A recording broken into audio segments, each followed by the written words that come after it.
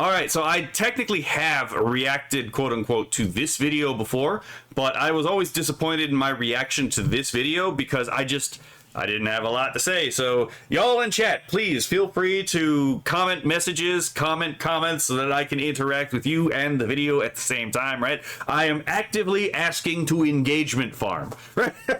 I have hit a new low among reactions. Please, I need the help. I'm kidding.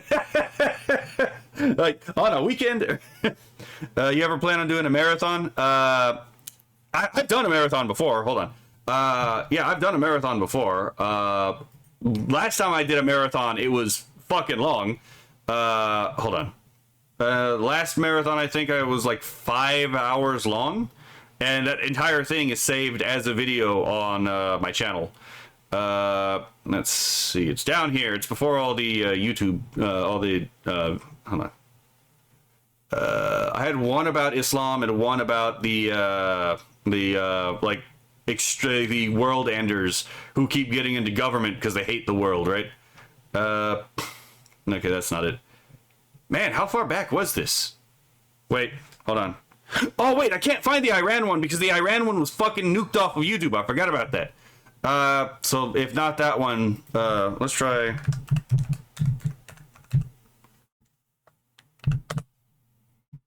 Okay, let's see. Yeah, I guess this is the marathon one that I have on YouTube. It's a bunch of videos. All of the videos are in the description right here. Here are the videos I reacted to. It's 5 hours, 45 minutes, and 36 seconds. So if y'all want something to listen to at work, I guess, right? But yeah, I really wanted to react to this one. This is by Unique Namosaurus. It's How Twitter Betrayed Artists and a Defense of NFTs. I know, unpopular position, but I do think he actually makes a really good point here. And even if you hate NFTs, there's actually a really important point that anyone can really agree with towards the end of the video about why the mainstream art community jumped so hard on this particular subject, and it's the same reason they did it for AI and 3D printing. So and he will show his work in here. So I am quite interested to get through this because I'm also going to get to reread some of these studies, right? All right, so here we go. Let's start. So I made an 8-hour video essay a bit back, and folks were like, I'm not watching that, which I... So yeah, the 8-hour essay actually is worth a watch, but the thing is it's just an archive of people on the left in the art community being inhumanly vicious, like legitimately trying to get someone to kill themselves. Vicious, right? Again, just because they wanted to do the thing that they didn't like, right? Yeah, they hate losing control very much so. Well, I stand by that video's length for its thoroughness and sheer ungodly amounts of evidence with thorough explanations and intensive detail to make sure to acknowledge any specifics, nuance, and potential counter-arguments. Now that that video is out, I can make a summary version that describes a lot of the strongest evidence and flash it on screen to prove it. And to be fair, it did not need to be that long, right? But there's a difference between it needing to be that long and being justified in being that long, right? As an archive of, again, leftist artists being absolutely like behaving like subhuman mongs, yeah, it would actually be justified, but it wasn't needed to make the point. Not really. Let's see. The longer. Oh, hold on. Philip says the longer eyewitness is 6 hours. Iran war was the 6 hour. Okay, yeah, that one was like 6 hours. It's why I'm happy to be an artist myself, so I don't have to interact with narcissistic divas. Right? Great. Oh, you should see how they're crashing out about right now about Leaflet actually making the AI avatar generate, the PNG avatar the tool. I'm excited to play around with that. I just want to see what can be done with it, to be perfectly honest. As soon as I saw that, I had a smile on my face. I was like, I love this. Leaflet is actually, unironically, the VTuber of the people, right? Not in a leftist sense, but in an actual, like, no, producers should be allowed to produce. Make as you will, right? if you doubt me and want details to fact check or just see how crazy this all got, everything you need's in the big boy. Okay, firstly, why should you like NFTs? because it's been really good for artists. This might sound weird because the overwhelming narrative you hear online, whether YouTube or Twitter, is that it isn't, and artists, especially small artists helped by NFTs, effectively don't exist. Okay, so yeah, obviously he's given a lot of tweets here, and I'm not going to go back and reread every tweet. I'm mostly going to reread the academic papers he cites. It's going to save a lot of time, right? This is observably false. Go search foundation.app on Twitter. It gives you a short list of these artists. Click on some you like and check their sales to see that it can be very profitable, even for small. So at this time, by the way, one ETH, by the way, I don't like Ethereum. I genuinely don't like Ethereum. I don't like that Ethereum was tied to this entire project, right? Because I just don't trust the method by which Ethereum gets its actual value. I'm more of a Monero person. I trust Monero. I do not trust Ethereum. But that being said, one ETH on December 6th was equivalent to 1,265 USD. Total sales for this particular one, right? And okay, so I'm not actually covering that. For that 0.169, okay, he has that wrong there. Oh, okay, so I'm covering up the math. Let me turn my character off. Let me turn my character off for just a moment. So total sales was 0.529, my bad. I was looking at the actual like painting right there, my bad. And that is equivalent to $669. Artists. This one search from December 6th comes up with a bunch who have made sales recently, and it also comes up with a bunch who have sold a ton, and for a lot too, with new active bids right now. This again, think about that. This fucking piece is 4 ETH. 4 ETH. Actually, it's 4.6 ETH. Yeah, I mean, fair enough. That's true not just today when I released the video and ETH is up. This was true at the bottom of the market crash when this specific clip is from, in mid-June, July, where you could still find small artists with over 1k USD in total profits still getting active bids. Also, remember when everyone was complaining about NFTs looking like just being bored apes? Remember when everyone was complaining about NFTs being bored apes? Hold on, I'm at 1 minute 9 seconds, right? Hold on, let's go through this because I kind of want to kill this fucking idea right now. So let's go through and look at every single. Let's look at these individually as they're presented, right? Let's go back here. That's a pretty piece of abstract art. All right, here we go. Here's more. Another piece. I actually really like this piece of cityscaping. Ah, yes, something that you would actually see from an artist that actually sells their work, eh? Not a big fan of this one, but I can see the vision. I fucking love this. Again, it's not my thing, but I can actually see someone who actually likes this paying for this. Again, I prefer the one on the right-hand side, the one I'm covering, so I'm gonna hold on. Let me actually turn... I am realizing I'm actually retarded because I actually am blocking it with chat. So I probably should have done that. Son of a bitch! Right? So. Oh my god, that was so fast. So, yeah. Okay, hold on. Where the fuck am I? I'm losing my mind here, chat. There we go. So, again, we have beautiful abstract art. And again, we go back here. Sorry, I'm just going to go frame by frame so you can see it because I realized that I was blocking the thing. Again, here's more art. Very clearly, some of this is Sailor Moon inspired, especially with the second one. Again, none of this is particularly bad. I don't see why it would be wrong to buy this, right? I've bought worse art at fucking Comic-Cons. So, let's see. Again, frame by frame, collector. Here's more of their work. Again, more of their work. I actually really like the one on the bottom, almost to the far bottom middle left-hand side, right? The one where they're eating sushi. Nothing here is particularly, again, a scam. It's just artists making art, and it's not that dissimilar from what you would see being advertised any fucking where else, right? Again, we got more of it right here, more cityscaping. Let's see. So yeah, again, go down, go here. And again, you get more architectural style, focused stuff. Again, if someone were to say they bought any of this, I don't think it would be a scam. Like, just look at the art. If you bought this as a painting, no one would fucking complain, right? Were you desperately... I've never been as desperate as Doki Bird, right? But that being said, Doki Bird is better than me in some respects because I am a little bit more like Mint in the skin in that case, because where Doki Bird has one Dojin, I have a whole fucking like shelf of Dojin, right? So again, more fucking pieces. I really like these pieces, to be perfectly honest, right? Just, these are so pretty. And again, why if this person can sell the piece on the left hand side for 1.65 ETH, why the fuck not, right?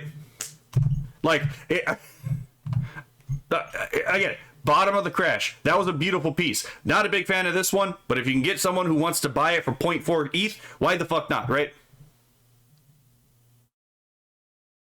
Again, hold on. Another really pretty piece. Not that I would particularly buy this one, but I would understand if someone else did. Again, this person seems to be really interested in Ghibli-style stuff, right? Is bit of a bold move to put the Master Sword on the bottom left-hand corner of that one, but okay. So, okay, this is where we were at. So I'm going to turn the thing back on. But again, just immediately, even just going through this, it's like, obviously this shit is not like Bored Ape is everything. It's all just fucking, like, shitty art. Some of this stuff is actually pretty good, right? And we're going to see a lot more really good art as this goes on. And small artists with over 1k USD in total profits still getting active bids. Don't think I'm cherry picking, try it yourself. I did it for this video, and in a single afternoon I found 25 different artists who at the time of the screen grabs were sub 1k followers and made over 1k USD in total profits, sometimes even with single pieces. Some in total had made multiple thousands, even up to 10k. These I am gonna have so much fun going back and fucking just pointing this shit out. small artists not only prove the profitability of NFTs, but also are a strong counter-argument to them being all money laundering and wash trading, because small artists do not have the upfront money to risk pumping thousands into the system to buy their own work. You would think that would go without saying, right? Like, oh my god. Okay, so where are we? We are at 1 minute and 38 seconds, right? So let's go back and let's do the frame by frame again, right? Hold on, I went too far back because I was at 1 minute 9 seconds when we stopped last time. So let's go through. Let's look at the stuff that he was able to find, right? Let's see. We have Dream Kimi NFT. First of all, again, beautiful piece. I actually could see someone buying this. We got Fate Chemiverse. We have Sunset Chemiverse. Fate Chemiverse for 0.42 ETH. Let's see. Total sales, 2.63 ETH. Remember how much 1 Ether was, right? Total sales for Sunset Chemiverse, 0.34 ETH. Again, still making more money than a lot of artists do with the, you know, again, right here. Here's the total. 2.97 ETH. 8,900 USD. Okay, let's look at Kuchig Kessel and its NFT. Again, pretty stuff. Not exactly something up my category, but I could see me buying a poster at Comic-Con for something like this, right? Let's see. Total sales, 2.489 ETH, which is 7,500 USD. Costs a little to put your art out, so what are they talking about? It being too expensive for small artists? Yeah, especially if you actually put the work in and you can actually get potentially paid, right? Let's see. Here's Hone, here's Seek Goliath, and by the way, fucking beautiful piece. Fucking absolutely get a little bit of like Demon Slayer meets fucking Breath of the Wild vibes here, right? Let's see. Let's get to the part where they actually talk about the ETH. Sold for 0.4476 Ether. That's $1,332.02. Okay. Let's go see what else here. We have Rien Neat right here, right? Again, pretty piece. Not exactly something I would go for personally. 0.44 Ether right there. By the way, that at this point is $1,309.09. That one piece netted them a single K. Actually, technically more than a single K. Okay, let's continue. This is shishiart.eth. Okay, again, fucking love this art. So what do we have here? Total sales 0.4 ETH, right? So actually, apparently right here we have 0.75 ETH, and that's $2,246. I don't know. This seems like a decent shot at like try. I would say this is like something that's like, okay, is it going to work? Not guaranteed. I don't see what the problem would fucking be. What's the harm in it if it's potentially going to net you some real money, right? Keonalo says, I would buy the Tiger Girl one and put her on my wall if I had fuck you money. Yeah, and you know what? That's the key. You just figured, you just caught onto it, Keonalo. The whole purpose of this, the whole purpose of the NFT thing is it's so artists can sell to people with fuck you money. And that's actually a good thing. I'm not going to say that's a bad thing, right? We will get into that later. Then Archelia.eth. Okay, let's see what we got here. Again, not exactly... Okay, I actually preferred some of the ones beforehand, but these aren't bad, right? Let's see. 0.4759 ETH. 1,400 USD. Okay, let's continue. Arella Boone, BNN. Again, I actually really like these pieces. What do we got here? 2.33 ETH, $7,000. Okay, let's go here. Arise. Okay, let's look at this. Again, I like this art. 0.9144 ETH, $2,750. And are you picking up what I'm dropping down here, right? Are you getting the point that I'm making? So, like, some of the shit that has been said about this immediately, about you're not going to make any money off of this, completely fucking objectively false, right? Here's Anna Faye 119. Let's see. Again, 2 ETH. They just got 2 ETH here, right? That's still $5,900. You know what I could do with $5,900? I could pay off my debts faster, right? Let's see. We have Toya-chan. Again, really pretty stuff, right?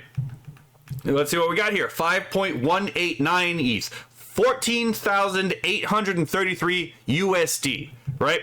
And here's Proadu E.ETH. Again, really pretty like art right here. What do we got here? Thank you for censoring that. Oh my, stop. Fucking hell, mate. 1.57 ETH, 4,600 USD. Okay, let's continue. Nors, again, really cute. Let's see. And personally, I have a weakness to cute things more than beautiful things. Trauma Tuna says, I could use 5.9K to pay down some... Exactly! Fucking exactly! And actually, we're going to get to someone, again, remember when I said that, like, the other video was a showcase of the artist community trying to get someone to kill themselves? You want to know why that person jumped into NFTs in the first place? Pay some bills, right? Anyway, let's see. This person, 1.08 ETH, 3,100 USD, right? Here's PJ Inky. Again, I actually really like this piece. 0.36 ETH, 1,100 USD. I know this might get a little bit frustrating, but I kind of just want to get through this part, and like when we get through this part, oh, I forgot to turn my character back on. Fuck! Hold on. Professional streamer, everyone, right? Here's Yoruta, a Japanese VTuber apparently. Again, really cute. I would probably buy this just because I like cute and I like Yuri. Yuri does not mean I hit the wrong fucking buttons. Yuri does not mean lesbian all the time. It can just mean a close platonic relationship with a friend, by the way. I've had this argument multiple times. But here we go. We have afternoon with favorite cookies. We have, oh shit, wrong button. Fuck! Okay, I could just probably get there this way. Again, it's just fucking everywhere. Okay, I went back a little bit further than I went back a little bit further than I expected. Okay, that's frustrating. Okay. Now I gotta find out where the fuck I was. You're gonna probably hear the keyboard clicking and clacking, eh? Okay, so we're past this. Okay, we saw her. Yeah, we saw Little Miss put something on. Okay, we're getting closer to where we were. Ah, here we go. So yeah, the lady we were just talking about, right? 0.9 ETH. This person was able to make $2,800. That's not anything to sneeze at, right? We have Aka Ratch. I actually really like this piece. But what do we got here? By the way, notice this piece is animated. Yeah, you can sell animated as like NFTs too. You can even sell AI NFTs. You could actually make money that way too. But here we go. Sold for 0.65 ETH. Well, he got $1,919.61 off this sale. Here we have GMS GLP. What do we get here? Sold for 0.4 ETH, 1,232.66, right? Bass typing, right? Hello, Kenok. Let's see. We have, oh, I love this. Holy crap. Hold on. I think I found my favorite one out of this so far. We have Kare, right? What do we have here? Let's see. Let's get to 0.63 ETH, 1,860 USD, right? Here we go. Kimi, I don't need, hold on. This is going to be hard for me to say. Kimi Mutami. Okay, let's see this. Again, really, again, there's artistic proficiency here, right? This is not exactly bad art. And what do we have here? 0.84 ETH, 2,500 USD. I think we're starting to see a pattern here, right? Fucking Pepe Chiller. Again, kind of the meme shit art, kind of the meme art everyone gave NFT shit for in the first place, right? But let's see what they actually got out of this. 3.11 ETH. Someone saw value in this to pay, or people saw enough value in this that he was able to get $9,200 for his funny frog drawings. Again, not saying you will make money. That's a different claim. You could start any kind of like business venture you want to and completely fail, right? Success is not guaranteed. Never was guaranteed. But I'm just saying, there seems to be a potential for opportunity here, right? And you got to ask yourself, if the people who are telling you to not take a thing that would actually possibly make you money are, if people are trying to tell you not to make more money, are they really worth being around? I'm just asking. And I think the answer to the question is probably not. All right? Again, this is very technically proficient. Not a big fan of the geometric style that's going on here. But Luke's Fluke here, let's see, 3.827 ETH, $11,300. Feel free to type in, feel free to like jump in if y'all want to say something about any of this stuff. Because again, everyone has different tastes. Some of the stuff I don't particularly like as much as the others. But again, right here, auction one by at Wawin Woos. That's a fucking hard name to say. Sold for 0.4476 ETH, 1,332 dollars and 2 cents. Again, gotta just drive that home. One fucking art piece. Okay. Where? Okay. Yeah, so we saw this one already, so let's go back here because I think were sub 1k followers and made over 1k USD in total profit. Again, we're talking people with sub 1k. They didn't even get 1,000 people looking at them, and they were able to find people willing to pay what they were, asking for, or able to negotiate down to a price that was still worth it.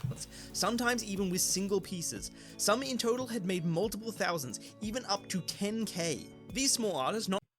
I'm just gonna say, the guy who made 10k off that, fucking winning, right? Just, there's been some nice ones for sure, absolutely, right? Oh, there's gonna be more. I've actually looked at some of these people, like I followed NFT creators on my Twitter account for a while. Some of these people make fucking gorgeous pieces. Holy shit. Not only prove the profitability of NFTs, but also are a strong counter-argument to them being all money laundering and wash trading, because small artists do not have the upfront money. Yeah, it's like this person only has like 353 followers, still able to make money on art doing this. Because it turns out, again, the people with fuck you money actually like buying art, right? But even when they're not actually technically buying art, a lot of these people just like being able to throw money at people, right? Why the fuck wouldn't you take advantage of this? To risk pumping thousands into the system to buy their own work, and looking at who buys them shows they often have their work bought by multiple different collectors who all have their own social media presence and vast collections from tons of other artists. Yeah, and here's the thing, again, collectors, they like collecting this shit. And yes, we'll get into the point that an NFT is not actually the piece, so the right-click save meme doesn't actually attack the NFT thing because you were never buying the image itself, but we'll get into that. The small artist being behind all this is absurd. It also makes no sense for, like, a drug dealer to be laundering money through these accounts. These thousands of artists and collectors are way too monetarily interwoven with each other and put in way too much effort to look like small-time artists happy to sell their work for this much to. So, sorry, just, again, bro, be right back. I'm gonna go freak out right now. It's not even, it's not, son of a bitch. Hold on, I gotta go back a little bit so I can read this tweet. Okay. It's not even the ETH value that makes me emotional. It's you guys who see value in my art and are willing to add more value into it. That makes me feel extremely filled with joy that people are still watching me as I grow. Again, there is so much potential for growth here, right? Here we go. And Anna's like, oh, a new bid at BG Jervin. Thank you so much for the interest. I am feeling ecstatic right now. Again, current bid at that point in time. This was on April 13th, I think a couple years ago. 0.242 ETH. Happy to sell their work for this. And right here, it's like, my first NFT sold. I'm so happy, going back to bed now, right? It's like, to be fair, what do you do with that kind of energy, right? Much to think a company hired an artist to sell their art for their own drug money so that the company has a cover for where it got it. Not only are small artists making high profits. Oh, by the way, anyone telling you that like crypto is a good way to money launder is a fucking idiot, right? It's like, oh, you're gonna use Bitcoin to money launder? No, because guess what? Every transaction on Bitcoin is public, right? As soon as your name is attached to a Bitcoin wallet, every transaction you've ever made has become public.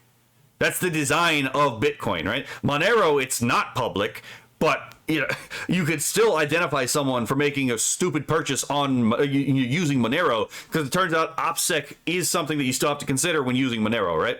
And again, it's not like NFT, it's not like Ether. The Ethereum is actually totally encrypted either, right? It turns out cryptocurrency is actually not a good thing to use to commit crime with. Mid-range and big artists are genuinely getting rich. There are literally artists who have 30k followers. I follow this person and I fucking love this piece. I remember the first time I saw it and I was like, I absolutely adore this. Who have made $500,000. Total artwork value. 3.48.915 Ethereum. $431,000, $32.91. Again, I think we can see why so many people were fucking mad about this, right? There are artists who used to do commission work like the one who did Ludwig's outro that are now millionaires. Yep, right here, total artwork value. Again, 2,000. Remember how big Ethereum was value-wise, right? 2,568.694 Ethereum. That translated to $3,052,276.28.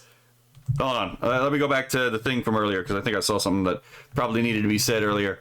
Again, this is just a beautiful piece, right? Here's this tweet right here. By the way, I did this commission for @Ludwig. I don't know how to say that last name. I don't speak whatever that is. It's in his outros now.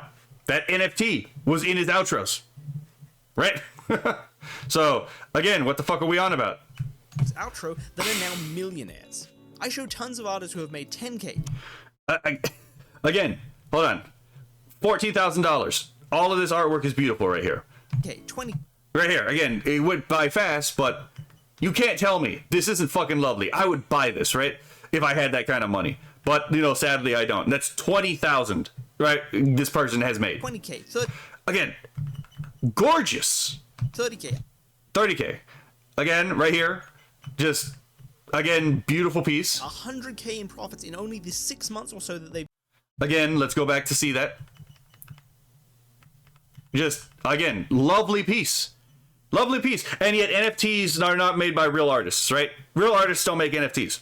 There's a reason for that. Remember when I talk about esoteric, exoteric distinctions in other videos? We're going to get into that later, because you're going to see some interesting little plays, rhetorically speaking, from these people who hate these NFT artists. 6 months or so that they've been making 110,000 USD, by the way. 54 ETH. NFTs. Those 100k artists only started in October last year, because none of this was during the boom of NFTs. Yeah, again, hold on. Let's read that, right? None of the NFT boom is. Oh, this was posted on the 11th of June, 2021. NFT boom is over for now. From Quartz, the purveyors of NFT acknowledge the boom is over for now. They largely see it as a natural contraction of a hyped-up industry. And you know what? They were right? Because it turns out bubbles inflate, bubbles pop, right? We had a fucking bubble for tulips, historically speaking. It happens. That doesn't mean the market just dies, though. I took these screenshots a full year after, in April of this year, just 2 months before the bottom of the market crash. Even at the bottom, things were admittedly less profitable, yes, but generally speaking, it was still miles better than commission work. I'm not going to pretend it's free money. There's definitely factors to consider. Okay, so I'm going to pause it here because, again, I like to read this stuff, right? So the factors that I noticed made a difference.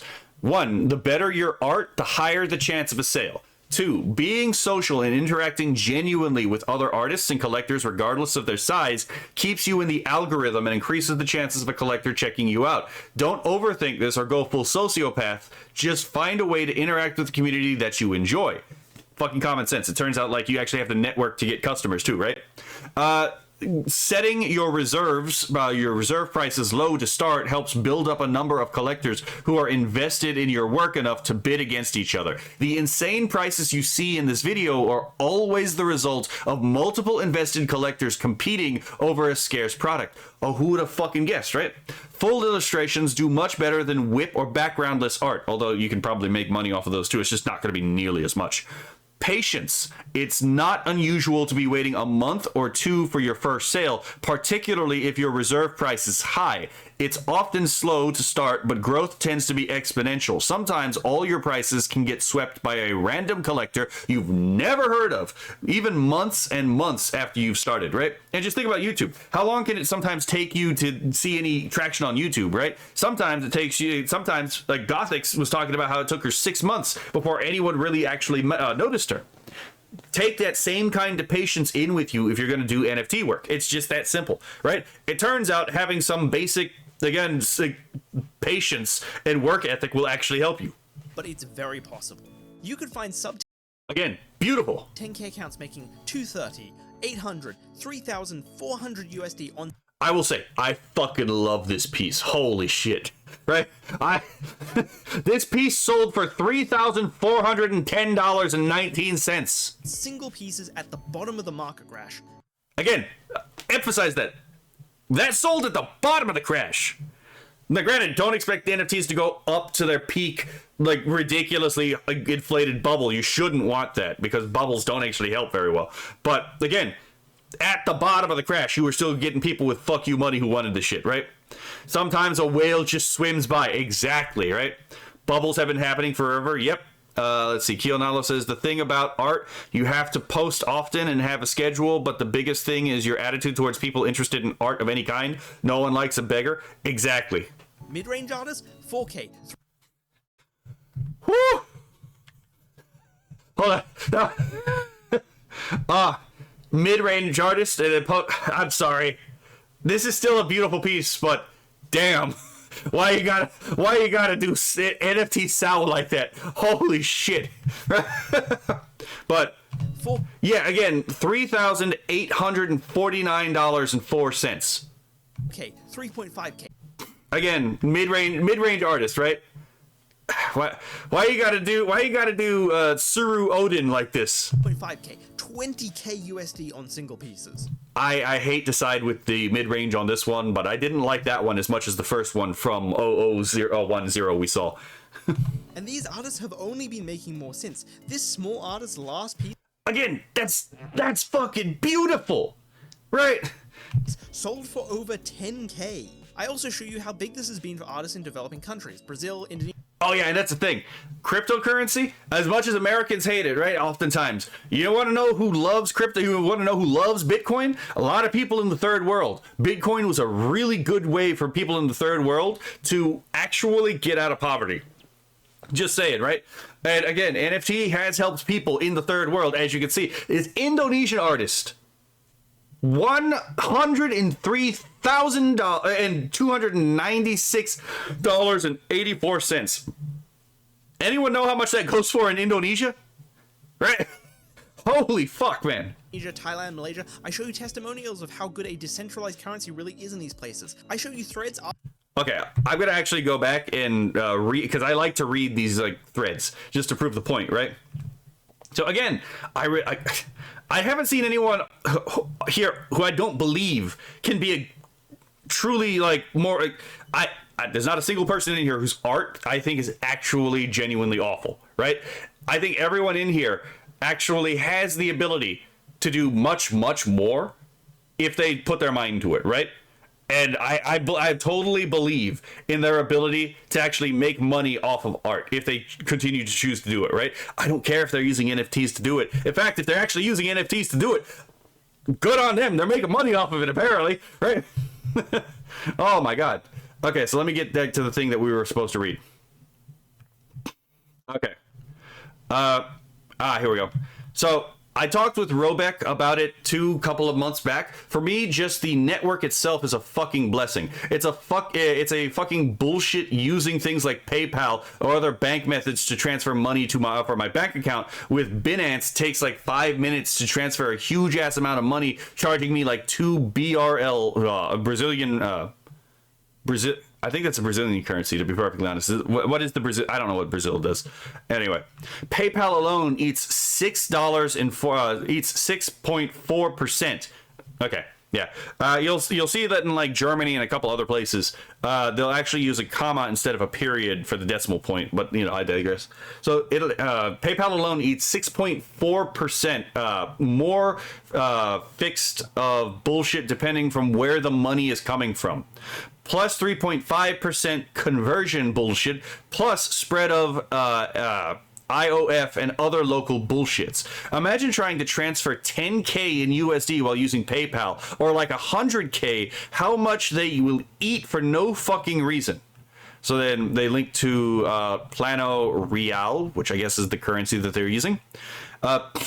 When your money is the standard currency of the world, you don't care much about it. But for us here in the South America, also they are in Brazil, sometimes the value of our money just evaporate and we need to exchange it for more stable currencies while wait things to normalize again. Give a look, if you can, in the inflation of Argentina currency and this. It's funny that it's not even inflation, was hyperinflation, Lamau.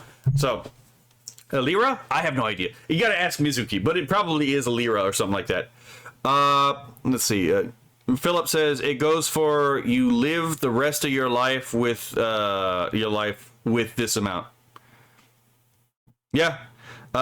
Brazil is real. Okay. Threads asking what. Okay. Artists, how much were you charging for a commission before, and how much do you earn from an NFT now? Previously, I was taking 1 to 3K illustration work and 2 to 5K VTuber models. A year later, I've been making 10 to 50K from each NFT. These artists were making before versus now, which are crazy to read. Okay. Again, gonna go back because I want to reread all these because these are all testimonial accounts, right? And while testimony is not on its own the best when you're talking for like establishing a pattern, it's still useful to see the real world impact that this shit has, right? Okay, so here's Lewd Lily 66. I was taking $15 every... what the fuck is she done? $15 every 200k rupiah? Okay. Each full body character. And deadline is 2 to 3 days. 2-3 days. I am impressed to myself can afford that for like many years straight. This person cannot speak English, but okay, fair enough.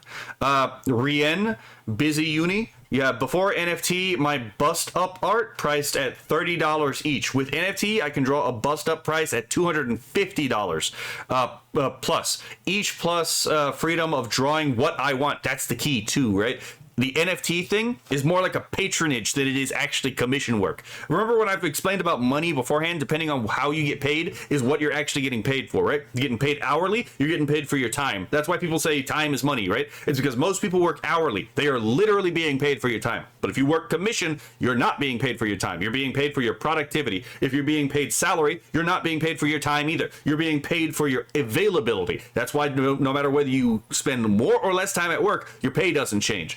If you want to be paid for like your process, you're being paid patronage. Patreon, Subscribestar, those are patronage payments, right? You're not being paid for a specific output. You are being paid for output at all, right? NFTs were also a patronage mechanism, right? So again, it gave people the freedom to do what the fuck they wanted and still potentially earn money just making the things they actually wanted to make. So, okay, so where were we? Dawn says, I was taking $16 on average and $1,000 average per one-on-one on NFTs. Let's see. Katsumi, I used to only do emote commissions for $15 each, lol, and now my one-ones sell for 600 plus. Okay. 0010, again, this guy from earlier. I really like this guy's art. Lol, $500 max for commercial illustrations, $150 max for personal. Safe to say I was the starving artist meme, right? Okay, here we go. We have Baisne. I am a $4 to $5 page manga artist in Thailand. I was previously a salaried employee with an average wage of $630 a month. Currently selling one NFT equals my life savings in my 20s. So just fucking tired of it now. Says, look, if that's how it gotta be to get a fair commission price for your artwork these days, go get it. Business says, this space really gave me so many perspectives. At least I appreciate myself more. I love you all. It turns out actually being successful does actually help you gain a sense of self-respect, right? So, let's continue on. Okay. Wait, did we get to this part? Per NFT. I also provide debunks. Okay, so I'm going to go back just a little bit because I think I might have gone past where we were. Currency really is in these places. I show you threads asking what these artists were making before. Okay, yeah, this is where we lost. Crazy to read. There were artists in Thailand that were earning 5 USD per page of manga, now earning the equivalent of their life savings in their 20s per NFT. I also... Again, exactly, Kenok. Get the bag. Now, can you now see why I actually love NFTs, right? Like, I have been on the pro NFT side of the conversation for a long time because I'm like, get that bag, man. Right? I want to see you succeed. I want to see you make your dreams come true by drawing the things you actually want to fucking draw, right? Oh my god. Sorry. My mic is probably really spicy right now. To provide debunks for commonly cited stats to say artists don't profit from NFTs, as they have big issues. What did we just look at? Like this one claims that most artists don't make money from NFTs, but its dataset literally comes from all of OpenSea with no attempt to separate what people typically think of as an artist from art thieves. Yeah, and here's the thing. People have complained about art thieves and stuff like that on NFT sites, but the thing is like, yeah, you find those on Etsy too, right? You find those on actual art commission sites as well, right? People will steal each other's art. It turns out, doesn't matter what the medium is, people will try to steal someone else's work. And while it sucks, it's not a distinctly NFT thing. And in fact, trying to make it a distinctly NFT thing is completely disingenuous. Nothing wrong with spicy. Fair enough. I gotta figure out what's wrong with my mic. A family member pointed it out, and I was like, damn, okay. I'm gonna have to look into see, but I'm gonna have to find someone who knows more about... Because my knowledge is very specialized, and I'm kind of a dumbass when it comes to anything mic-wise, right? So I'm gonna have to ask for help with that somewhere. Shitty clip art trend following profile pic. And again, it's like, yeah, obviously a lot of the stuff didn't exactly make money. What the fuck did you think was going to happen, right? Projects, automatic, abstract, computer AI pieces, shitty Photoshop memes with a filter, or anyone hamming something out in Paint or uploading a few photos off their camera trying to make a quick buck because they saw people sold a JPEG for 69 million and they think anyone will buy anything. Yeah. Again, I mean, if someone wants to buy something for 69 million, I guess it's their fucking money. I think that's wild. But, you know, again, this was almost certainly during the height of the fucking bubble, right? Not in the actual down of the low set of the bubble. All of this would exist in far greater numbers. And again, this is fucking beautiful, right? People are like, again, I had so many people be like, oh yeah, artists don't use NFTs. What the fuck is this then? Numbers and who you're actually trying to study. So this stat conflates a giant chunk of bad data with quote-unquote artists. You'll find this a lot with social sciences, actually. With social sciences, p-hacking, which is basically, think of it like hacking the probability that you're actually using in the study, right? Is actually very easy. It is very easy to make data with disingenuous assumptions that can then be passed off as authoritative. And here is an excellent example, right? And like, oh yeah, we're going to count all the shitters with all the people genuinely trying to actually make money off of NFTs by actually putting in work to do so, right? And then obviously it's like, oh yeah, there's going to be more shitters than there are actually people who, you know, are actually taking themselves professionally seriously. Right? And if you conflate the two together, it's like when people are like, oh yeah, people lived up to their only up to into their 30s in the Middle Ages. Like, no, you get that number when you count in things like infant mortality rates. But once you take infant mortality rates out of the question, most people actually lived up to their 60s and 70s and even 80s in the Middle Ages, just like they do nowadays, right? The actual life expectancy did not increase if you survive past childhood. What increased was the number of kids who didn't die in the Middle Ages, right? And that's one example of p-hacking. But, just get the number down by just implicitly giving the bad data set. Ken says they kind of will if they like it. I mean, look at modern art. I mean, that's fair. Kenok says, I could help sometime, did a bit of audio engineering in my younger days. I might take you up on that later. Hit me up on Twitter, and we can talk about it. It also says many artists lose money on fees, but the site from the study doesn't have fees each time you mint an NFT, only a one-time account fee. So this is what it says. One-time account setup fees. Initiate account is minus $60. Wallet asset fee minus $10. So one-time fee, $70. This sounds like a steal to me. And their data comes from a 10-day period right as the NFT scene started to explode. Yep. Meaning a ton of people just joined and had 10 days to earn back their one-time account fee, or they would be considered unprofitable by the study. Even ignoring all... Again, can you not see how that's a disingenuous way to do the study? It almost seems like they were engineering the study to give a particular output, right? And I wonder why someone would go and give a study and set up a study in such a way to give them a very specific output, right? It almost seems as if the function of the, again, parameters is actually the purpose of it, right? But I digress. All that. This is still like saying YouTube is bad for creators because most people who tried to be one didn't make their money back on the required tools. There's no guarantee or college course, no barrier to entry. It's an artistic medium. Most folks who try to be artists fail in general. Yeah. First of all, art is a luxury, right? So, but then there's just so much to say about this. But yes, most people who try to be an artist, most people who try to be a writer, most people who try to be a YouTube content creator are going to fail. It doesn't mean anything against the content of the character. It's just, it is a bit of a cutthroat industry. And if you don't know how to find the people who will actually find value in what you're doing, you may not be able to make it into a professional career. And that's not a mark against you. It might not even be a mark against your art. There have been many people who have posthumously been made, famous because of the quality of their art. It's just they weren't appreciated at the time that they were around. But fat lot of good that fucking does them, right? So it turns out life isn't always fair, right? And sometimes people with talent get absolutely fucked by chance. But you still got to make do with what you actually have. Ken says, I'm an artist because I love it. Money is a bonus. Precisely, right? It's like, again, precisely. It's like you could still do art without actually making money off of it.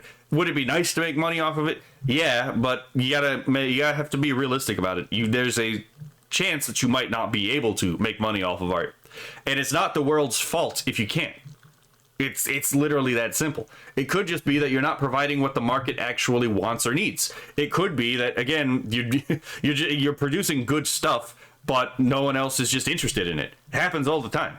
It also could just be that the art in question is just not that good and it's not worth being paid for, right? That's also a possibility. But you can get better if that's the case, right? There's always the ability to get better if it is a literal skill issue.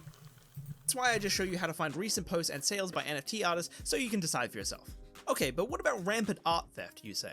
Art theft with NFTs is no worse than other industries. Just type art theft into Twitter search to get a list of recent cases and compare how many are NFT and how many are merch.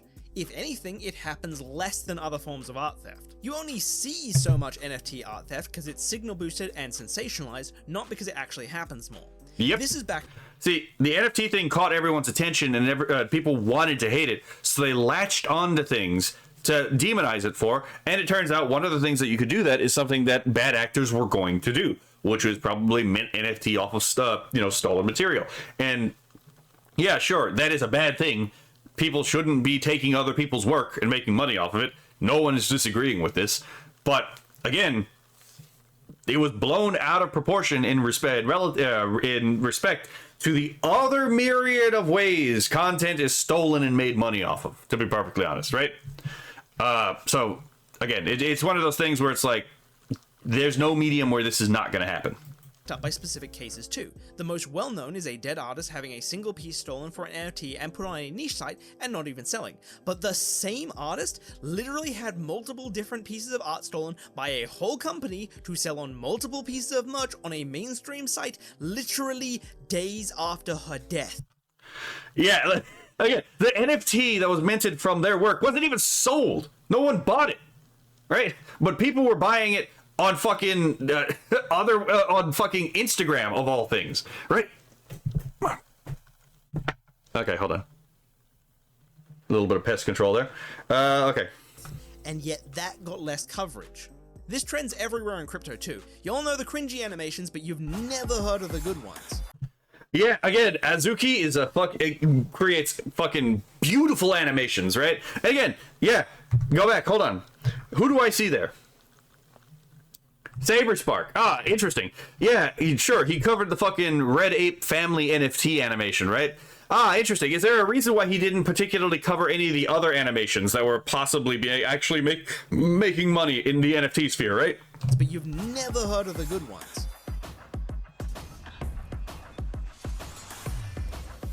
Even the fucking Bored Ape one on the top left-hand corner is actually decent animation.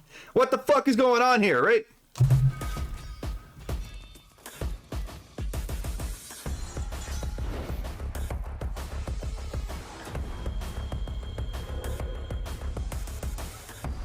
Just again, it's kind of interesting, isn't it? Again, it's kind of interesting. Allegedly, artists don't do NFTs. What the fuck am I looking at right now? And the sales and popularity. Kionello says, if art was my job, I think I would hate it. Oh, I totally understand. I totally fucking understand. I've had people ask me if I can do commissions for them, and I've told them flat out no. And the reason why is, one, I would absolutely be one of those people who can't keep a deadline. And I know that, and I don't want to disrespect anyone else's time. So just flat out of respect for the person asking, the answer is no. Second of all, I have a very sneaking suspicion if I made it into a job, I would absolutely fucking hate art too. So just pragmatically speaking, because I want to still enjoy drawing, you know, and vectoring, it's just not going to be my job, right? For the stupid and scam projects crypto is known for is always dwarfed by the actual popular things people buy into that never get any coverage. In contrast, I show just how big normal art theft is if you're looking for it. There's stolen art on Amazon, in Sony ads, physical stores. The theft with NFTs are not outliers, it's probably less, which is exactly why folks always show DeviantArt's 80k cases of art theft total, but leave out that it scanned 3.8 million per week for 5 months. Just okay, that juxtaposition is fucking funny. Holy shit. Okay, but what about the... Hold on. So let's go back, because again, I want to read through some of these things, right? So where are we going? Well, I can't exactly read that. It's in fucking Southeast Asian, right? Okay, hold on. So these are the examples of art theft that they're showing out here, right? So art thief alert at Kirin. And by the way, we all see this on Twitter. Everyone on Twitter sees this art theft stuff, right? Hold on. I love Keeney's art. Didn't know they passed. Yeah. Sorry about that, man. I think that happened a while ago. When was this? This video was uploaded 3 years ago, so that was a while ago. But yeah, I've had that happen too, where it's like, oh, I love that person's stuff, and then it's like, oh shit, they died like 5 years ago. What the fuck did this happen 5 years ago? It was a rhetorical question, right? Kionello says, I don't mind commissions if it's the working for corpo that would kill me. That's fair, right? Not being able to actually do the thing that, like, do something that you actually, pick your work. Let's see. So art thief alert, stolen from at Lich VTuber, at Same Anko, at Saibe, among others, and acting like it's hers. She even replaced watermarks, which, by the way, is also really common in art thievery on Twitter. But again, let's continue. So this is theft of HoloLive based art. Wait, hold on. Oh shit, hold on. I was in the wrong window. Here we go. Please share art thief warning. This guy not only take all official arts to make money, but also take other artists' fan arts. In my case, he took and used my Ace Boy fan art without permission. Later on, he PM'd me to use some more of my artworks, and of course, I refused. Here's another one again at Bowsette, hashtag Bowsette or Boozette. Be aware, artists. There's a shop that is making merch from your artwork, knows who you are, removes your watermarks, and is being incredibly rude about it. If you post in this tag, they might see your work and print it. Hashtag art thief.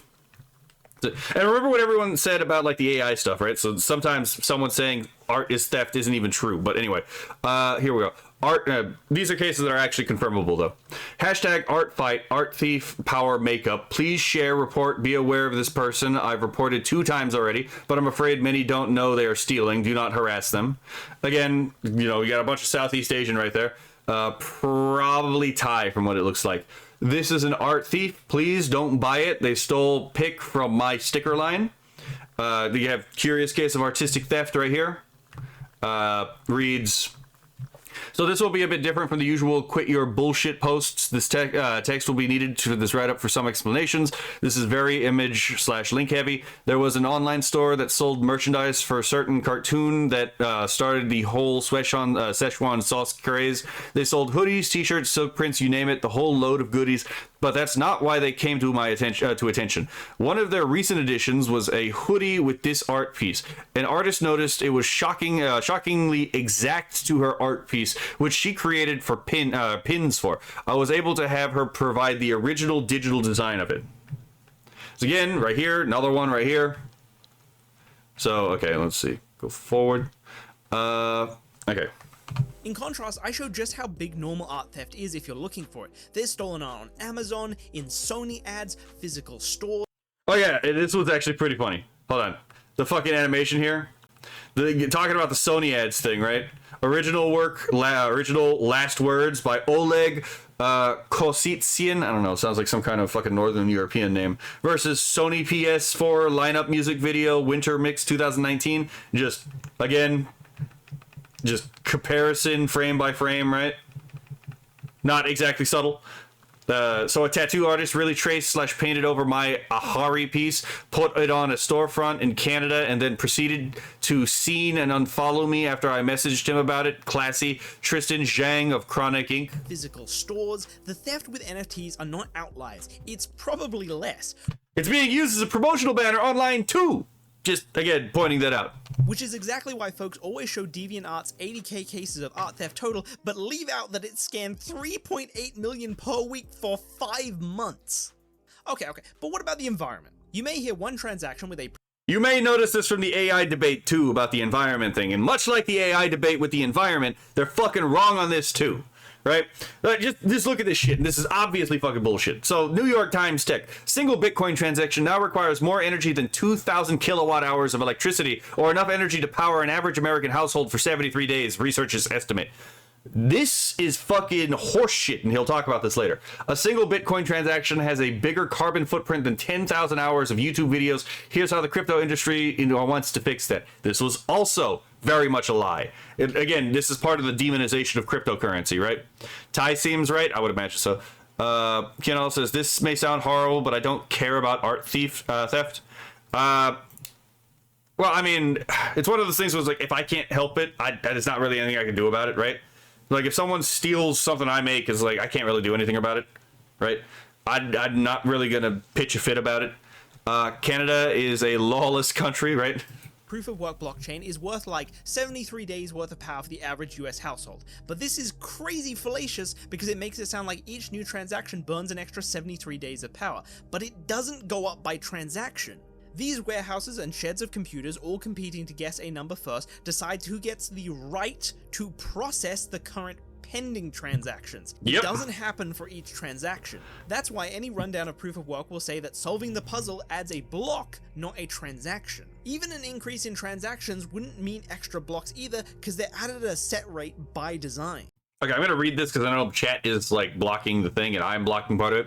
So it reads, block time is the average time needed to mine a new block. Blockchain networks have different block times. Block times range from a matter of seconds to a few minutes. With proof of work-based blockchains, the block time is maintained close to a constant value by reevaluating the mining difficulty.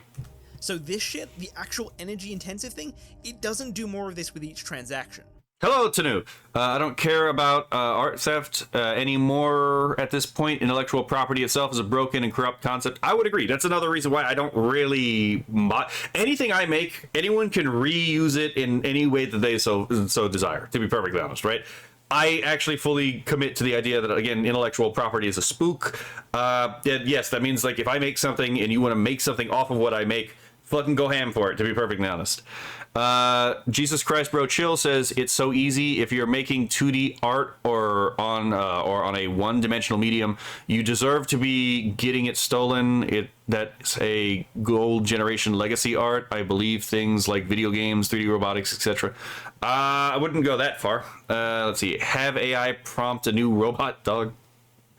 I'm just gonna go with like, there's no such thing as intellectual property. Intellectual property theft is not theft, it's actually a negative easement. But we'll wait for the video on AI to talk about negative easements, because that's where we'll talk about the intellectual property stuff. Let's see. Leaflet is calling traditional artists legacy artists now, laughing my fucking ass off.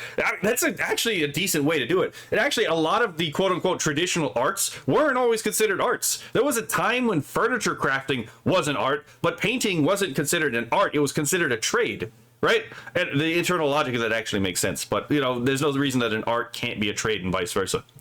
Spook, you've been reading Max Stirner by chance? I know of Max Stirner, but that's not where I got the word spook from. In spite of this, the fallacious study that popularized the per transaction energy cost. Okay, so the paper here, again, I know I'm blocking the thing, is Bitcoin emission alone could push global warming above 2C. This is global warming alarmism, classic global warming alarmism. Transaction energy cost, got it by calculating the average energy cost per block and then used average transactions per block to get a per transaction energy cost. I would love to read the entire paper, but if I read the entire paper, we would be here all fucking day. So I'm going to go back and just read the actual highlighted sections, okay? Let's see. Because, like, the whole paper is there. It's just, it would be a fucking little bit, it would be a little bit of time, right? I have upgraded to legacy status. SSR pull, fair enough. It's not inherently bad, I would agree. Comic books wasn't art for the longest time. I would, yeah, again, like the definition of, well, I would say that they've always been art, but at the same time, my definition of art is based off the objectivist definition of art. Let's see. Okay, so we're going to go for just the highlighted section here, right? Amount of CO2e produced by Bitcoin usage. Any given transaction using Bitcoin is compiled into a block requiring a proof of work to be resolved, with the winning company / pool being awarded a certain amount of new Bitcoins plus any extra transaction fees. The CO2e emissions from this procedure emerge primarily from the electricity demands of the hardware used and the location where the electricity is generated. To assess the carbon footprint of the global Bitcoin network using as reference the year 2017, we used the following approach. We started by compiling a list of current hardware suitable for Bitcoin and their energy efficiencies, hashes per electricity consumed, supplementary table 1, to each block mined in 2017. We assigned a random hardware from supplementary table 1 and multiplied the number of hashes required to solve the block by energy efficiency of the random hardware. This returned the amount of electricity consumed to solve the given block. Note the available data for, and then let's see over here, the highlight, I don't know why he highlighted the sentence fragment, but anyway, the CO2e emissions of projected Bitcoin usage were estimated using the CO2e emissions for Bitcoin transactions in 2017 as reference. We randomly sampled blocks mined in 2017 until their total number of transactions were equal to the projected number of transactions. Then we added the CO2 emissions from computing such randomly selected blocks. The approach was repeated 1,000 times. Going to school for video games used to be taboo. I mean, that's true, right? And still people will argue video games aren't art, but still, like, they're objectively wrong. To get a per transaction energy cost. Then they estimate how many transactions there would be in future and calculate it with their per transaction energy cost to get these world-ending figures that were cited by mainstream. According to the journal Nature, Bitcoin's growth could single-handedly push global temperatures above the tipping point of 2 degrees Celsius. Remember when we were talking about credentialism in the last video? And how some people are like, oh yeah, you don't actually have a degree, you don't understand the thing you were reading, right? And then people who actually do have degrees can't spot basic p-hacking, right? Ah, interesting, right? It's almost as if a lot of the people with these credentials actually are trying to do things like p-hacking because they have motivations outside of just, hey, I want to understand the world, right? Some of them do just want to understand the world, some of these people don't. This is all backed up by the rebuttals published in the same journal that published this study. So, yeah,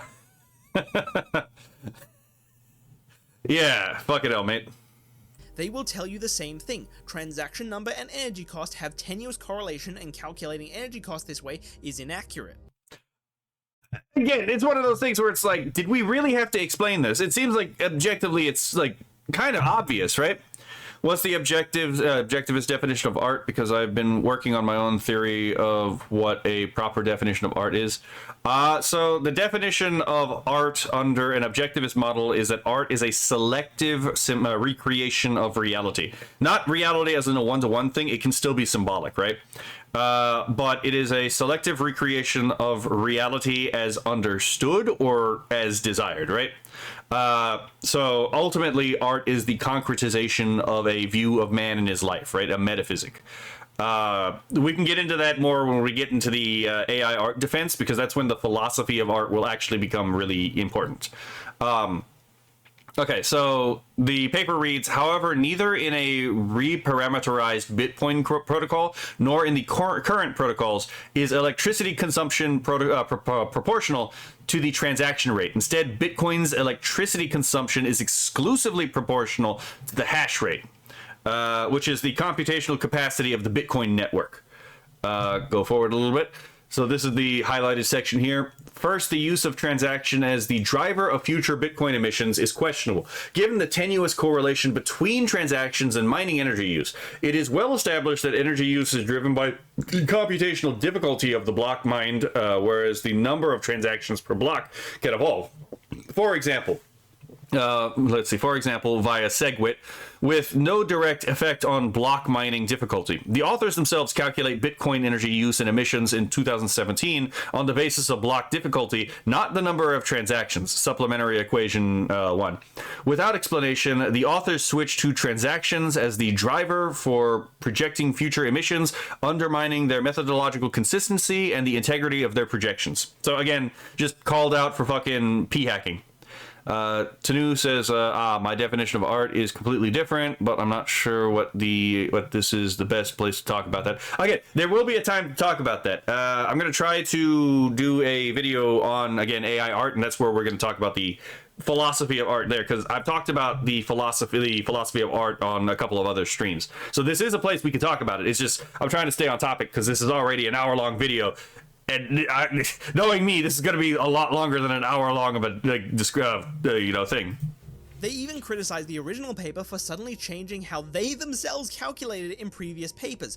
This is another thing you need to pay attention for when you're fucking reading these papers sometimes, right? Is they will expect you to trust them in their integrity, but if you actually read the fucking paper, this doesn't happen all the time, but I've caught this in multiple papers I've read, where they will change what they're talking about, and they'll hope you don't actually fucking understand it. Yeah. Making their motive seem kinda dodge. You can also just look at the actual blockchain to see that there are a ton of small mining rigs that solve blocks, and yet there's no trend of low transaction numbers. If it was doing... Hold on, I'm going to rewind. So congratulations to another miner with approximately 86 TH, I don't remember what the H is for, solving a solo block on solo.ckpool.org. There are a lot more miners now on the solo pool, and if enough people are mining solo, someone will eventually be the lucky one he has here. So this for each transaction, no way would tiny rigs beat out these warehouses so often unless the blocks had small transactions. But yep, again, it's you can see it right there on the screen. Another solo Bitcoiner solves a valid block, becoming the 4th in 2022. A whale solo Bitcoin miner with a whopping 1.14 PHS of computer power solved a valid block on Tuesday. Again, remember the thing was like,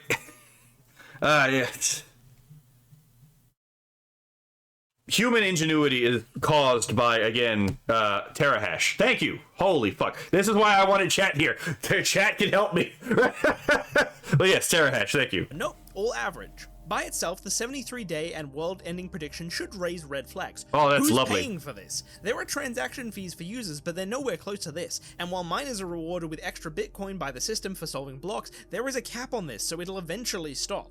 Yeah, so 21 million Bitcoin. There will never be more than 21 million Bitcoin. This limit, known as the hard cap, is encoded in Bitcoin's source code and enforced by nodes on the network. Bitcoin's hard cap is central to its value proposition, both as a money and as an investment. And technically, the number will kind of go down because it is subject to deflation, but it can't really inflate because, again, you can't make any more of it based on the way Bitcoin actually works, that everyone has access to the exact same ledger. Who makes a currency where each transfer costs 73 days worth of power? That's dumb. This is all... Yeah, if that was the case, it would obviously fail almost immediately out the gate, right?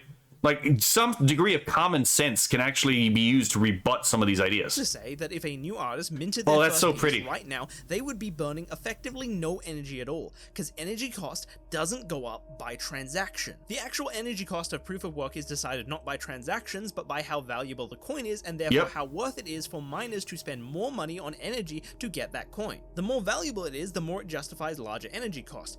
But for things like Bitcoin, the payout is halved every 4 years. So in order to get runaway growth, you would need continuous exponential growth in the coin's value every year, forever, which is unlikely. Just Okay, again, because I want to read the things on the screen, right? Let's see. Let's go, not here. Going to go a little bit further. Here we go. The history of Bitcoin halvings.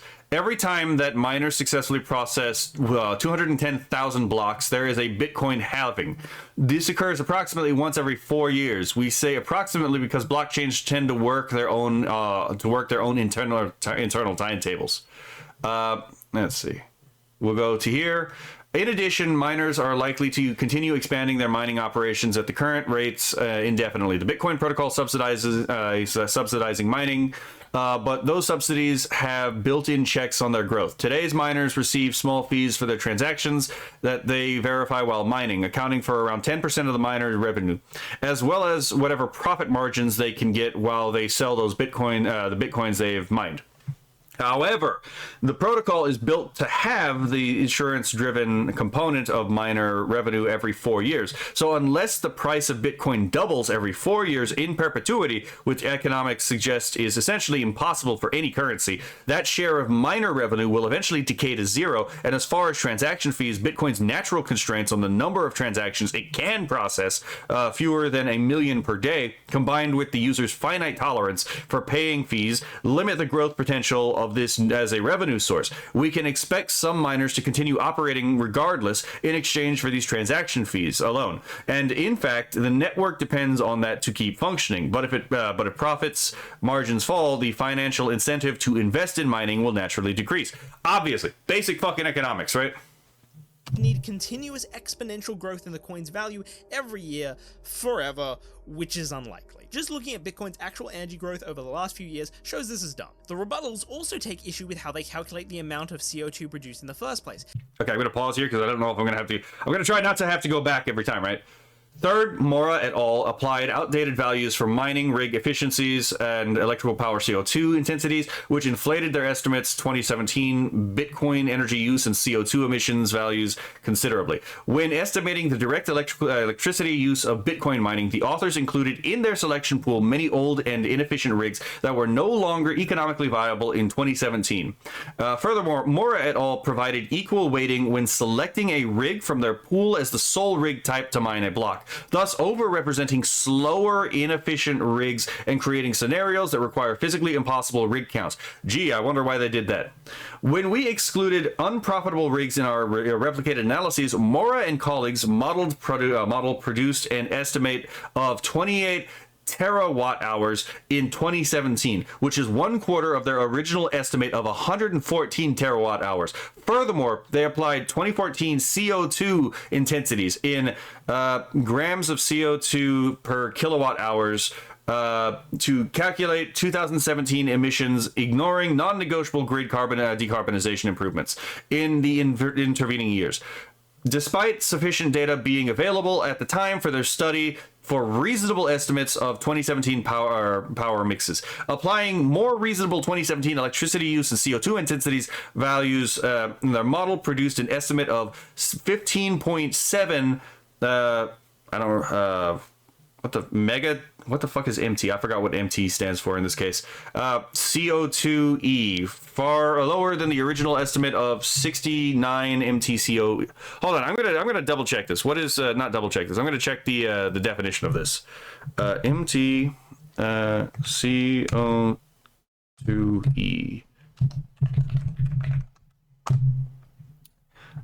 I should know this, but it's been a while since I've read any of these papers.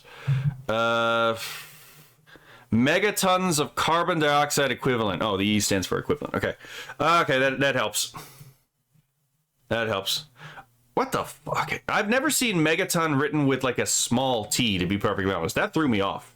Yeah, okay, fair enough. I've never seen megaton written with a small t. Okay. Because they assume miners would keep their rigs on even when they'd be losing money on electricity costs. Okay, I think this is literally the same thing. Hold on. I don't know. Okay. Okay, here we go. A rational miner would have turned off 14 of these 62 ASIC miners more than 99% of the time, and only 12 of the 62 ASIC miners were profitable over the whole year.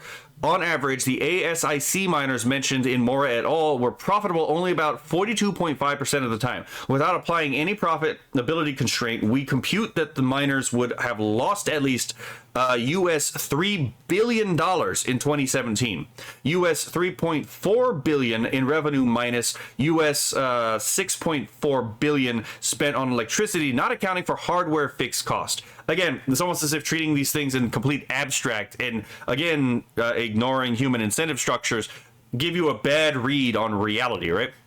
ISCAP specific integrated circuit. Interesting. They'd be losing money on electricity costs. This and other factors result in recalculating CO2 electricity equivalent for 2017 from 69 megatons to 16 megatons. Okay, I could have just fucking waited to actually get the answer, apparently. Also, industry surveys suggest that crypto uses 56% green energy anyway. Which is funny because it's just so funny, again, that like cryptocurrency uses mostly green energy anyway, right? If anything, cryptocurrency is pushing green energy to be actually, usable, right? So right here it says, based on this data, it is estimated the global mining industry's sustainable electricity mix has grown approximately 56% during Q2 2021, making it one of the most sustainable industries globally. These people hate crypto, and crypto is actually helping make green actually profitable and available. This makes sense because crypto mining is very different from other industries, Yep. as it only needs an internet connection. So crypto mining is one of the few things that they can buy for cheap, otherwise wasted energy. Like I showed this video Patience from a trolled. crypto miner that had people fuming over his shed of computer parts whirring away. But he was just making use of wasted natural gas that was being flared because it was a safety hazard. You can literally see the flare turning off and the mining rig on. Now, By the way, you can actually get electricity from this too. There's a lot of ways you can actually turn waste into electricity. That's the whole point behind like biomass power, right? You turn wasted biomass into electrical power, right? Oh, you can also do the same thing with gas flares. You want to know what else you can do this with? Nuclear power in fission, right? Welcome to atomic batteries. You can actually turn nuclear waste into a battery, right? There are so many ways to get more power out of the things that we just throw away. It's absolutely absurd, actually. don't get me wrong, proof of work does use a fair chunk of energy per year. A small country's worth is actually true, but it's also true of most industries, and most use much more. That's why we're... Look. Hey, look, AC, Bitcoin, 117.02, AC, 2,199. You know what? The Euro bros are absolutely right, apparently. AC is an attempt to destroy the world, right? Melt faster, Euro bro. Oh, yeah. Japan burns garbage to make electricity. Yeah, I mean, that's true. Again, you can actually turn a lot of your waste into electricity. You can, GG Euro bros, right? Fucking AC just mogging all of Bitcoin, right? Oh, actually, gold mining fucking mogs Bitcoin. Actually, AC mogs data centers and Bitcoin. It looks like even data networks all put together. Holy shit. Detractors compare proof of work to other industries, they only use banks so they can compare on transactions rather than per year totals. I wonder why they do that. Let's see, this is Visa transaction comparison. I'll turn off everything for just a moment, that way people chat can see. Is literally sourced with far more logical, per year totals. That would be the Bitcoin energy consumption worldwide from February 2017 to October, and then I can't read the rest of it. So yeah. So make of that what you will, right? Again, it's almost as if there might be some nefarious motivations for demonizing cryptocurrency and NFT, right? Since it's not actually going up by transaction, it's a bad justification to kill prosperity that's so for pretty. thousands of artists when you could just turn off your AC, as it's more energy intensive, which makes sense. Look at any graph of what consumes the most power in your house. Heating and cooling is huge, your computer is tiny, and a mining rig is just a single part of a computer. So if there are 1 million unique miners and the lowest end is 9 USB sticks and the highest is warehouses full of these little parts just sending little electric currents over and over, is this really enough energy to end the world? No, but hold on. Let me see if I can read this. How many Bitcoin miners are there? Slush Pool has about 200,000 miners. They have 12% of the network's hash rate. Assuming all pools have a similar number, there are likely to be over 1 million unique individuals mining Bitcoin. So just putting that out there. So GG Euro Bros, right? Keonello says, mind you, all this is a few years old. Things have gotten even more efficient. Precisely. Hold on. When was this again? This was like 3 years ago, right?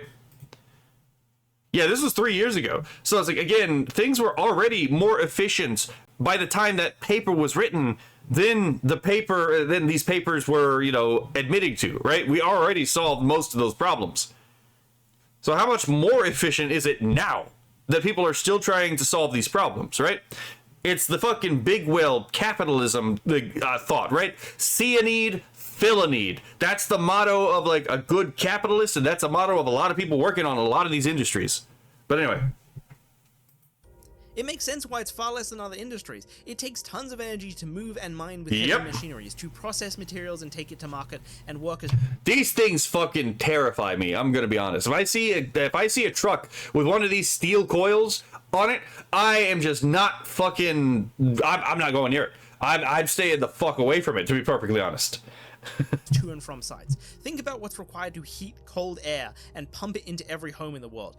There's only 1 million of these, and all they do is spin a fan and send little electric currents over and over. It doesn't add up to world end. And unlike an NFT artist making a transaction, your AC usage actually correlates with energy costs. So don't boycott an artist, turn off your AC.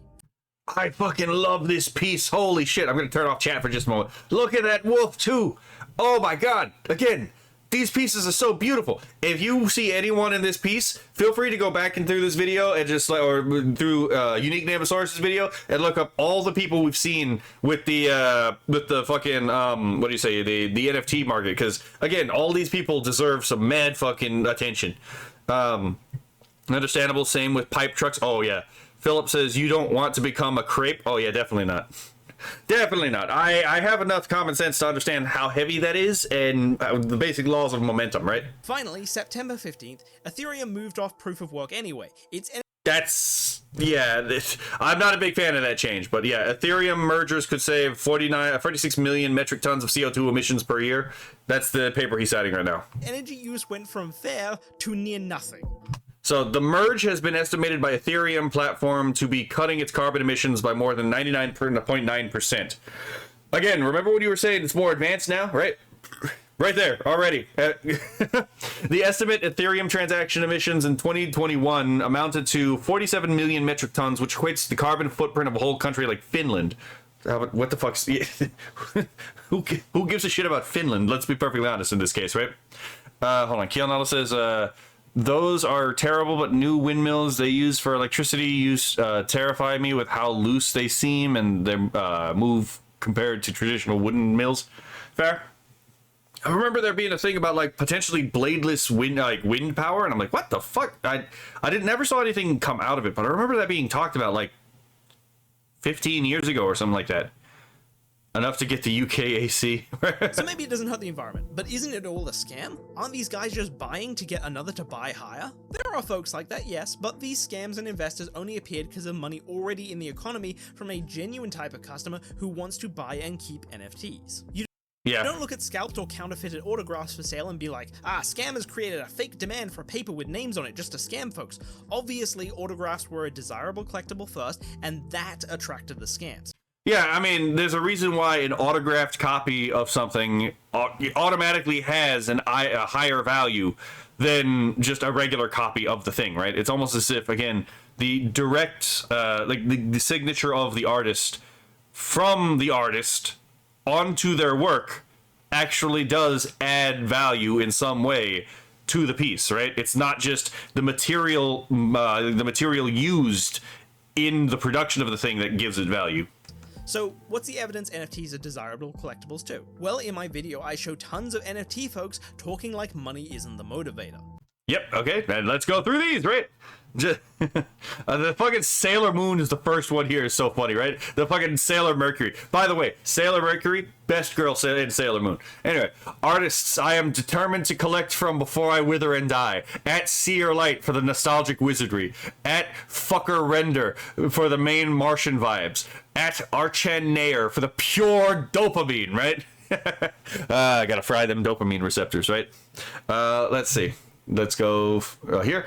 This is feels so nice to collect again. I won Over the Rainbow, a beautiful piece from at W Idea 71 ETH on Foundation. It will live with August 1st, which I collected earlier. Next one here. This guy has a fucking Bored Ape PNG fucking profile pic. Oh, another purchase. Grab my second piece by T-Bowd's Pirate's Lair, number 1. 100%, I guess, right? It goes very well with the pirate ship I bought the other day. What do you reckon? Shall we remain this Truffington's Island? I think there was another one that... Here we go. My new killer GF. Isn't she gorgeous? Amazing work at SSM_A_U. I'll cherish and take care of her. Again, here we go. Today I went on a shopping spree at Foundation. Lustful Purple Tulip Girl by at DNL said DN24. Yeah, whoever the fuck is picking names on Twitter, gotta pick better names. Holy shit. Happy to see some pieces, happy to add some pieces to my collection.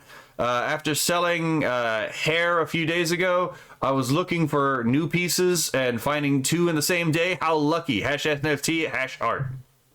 All right. Let's see. Okay, so go back to here so we can... Isn't the motivator. Collectors make digital galleries to display their pieces. These are so fun too, right? Like, why wouldn't you make digital galleries of the things you bought? Like, this is fucking cool, right? This is the true purpose of VR, right? To style on the poor... I'm kidding. Anyway, hold on. Philip says... oh, wait, that's for Kianola. Kianola says, I love all the Sailor Scouts except Venus. I don't know why, but I just like her the least. Fun fact, she's the first one. Right? Her story was originally... Her story was the first one to be published in the Sailor Moon universe, right? Codename Sailor V, right? Let's see. Get styled on, right? They write about what they like about pieces they bought. Even with profile pic projects, there's tons of talks about things like trait matching. They do... Yep. But again, let's continue on to the reading, because I like to read this stuff. So here we go. Layla by Lemon Tea NFT. As one who greatly appreciates steampunk fashion and overall character design, I think this was a great mashup of steampunk and anime-esque art. I must admit, my favorite aspect of the piece is the ornamental sparkles, the little things that count most for me. And you have right here. Royal Blue, the steampunk theme masterpiece, is truly something else, making its way into my full-body illustration all-time favorites. The color palette, incredible rendering, extent, and lighting come together to bring a sense of awe I really appreciate. Okay, let's get to the next one. Azuki number 1790 is my personal favorite from Azuki Official, currently owned by Chip NFT. What's your guys' favorite? Here we go. NFT profile pic, and I can't read that one because half of it's cut off. God damn it. You know what? Again, we just saw this one. There's tons of talks about things Right here, picked one more beans. I like this trait combination too much. trait matching. Here we go. GM finally. Ooh, I like and can afford. I'm poor. Artist Gomen. White hair. FTW. And then we got on the other side. Picked up my last Azuchi waifu, number 8769. Love how all her black clothes match perfectly with the foxfire. My bad. Makes her so epic. Love her so much. Very satisfied with my Azuki waifu collection. I don't know what KZ means. They do it with ones they buy. They Crazy Apes is the best ape trait, yeah. sometimes even do it with ones they don't. There's another one in the middle right there. My entry for Tubby X Uwu art contest. Let's see. Right there, right at the very bottom where it says Chip NFT. So clean, so cute, amazing job, well done, right? I've seen collectors talk And again, right here. Haya and Leah.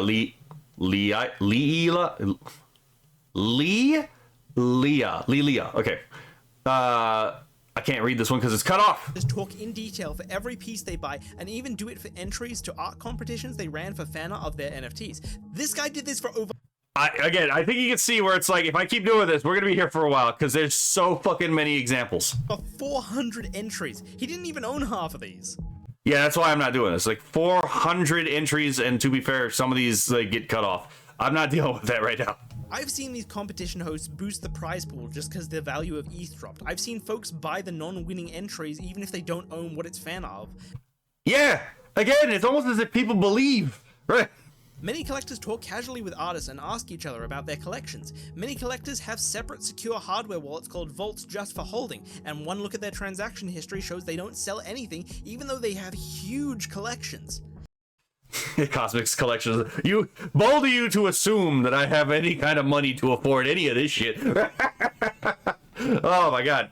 Yeah, again, they have private collections too. They have fucking vaults. Again, it's almost as if this is about the art. If this was for reselling, you'd expect high turnover. They're clearly collectors. They even do scholarships for new artists. They just give them mint money, no strings.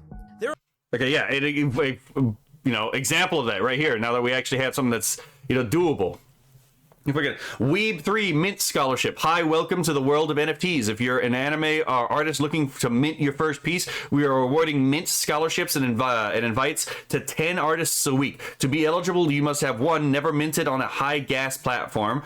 2, be active member of the community or a specific community in your local region. 3, have a portfolio. Important, we are not responsible for work you mint. We are not the owners of the work you mint. You will be required to set up your own wallets according to best practices. Please allow up to 1 to 2 weeks for a response. Let's see. There we go. Hey, out of curiosity, does Weeb 3 DAO actually require anything, or do they literally just cover your minting cost if they like your art? Did you sign anything or have to send any particular information or anything like that? Like, hello, they don't require anything. They don't require me anything. As long as we fill out the form, put our portfolio for them to check on, it's good. They only ask for our portfolio. If I'm not remembering it wrong, if they agree to give a mint scholarship for us, that will send enough funds to our wallet.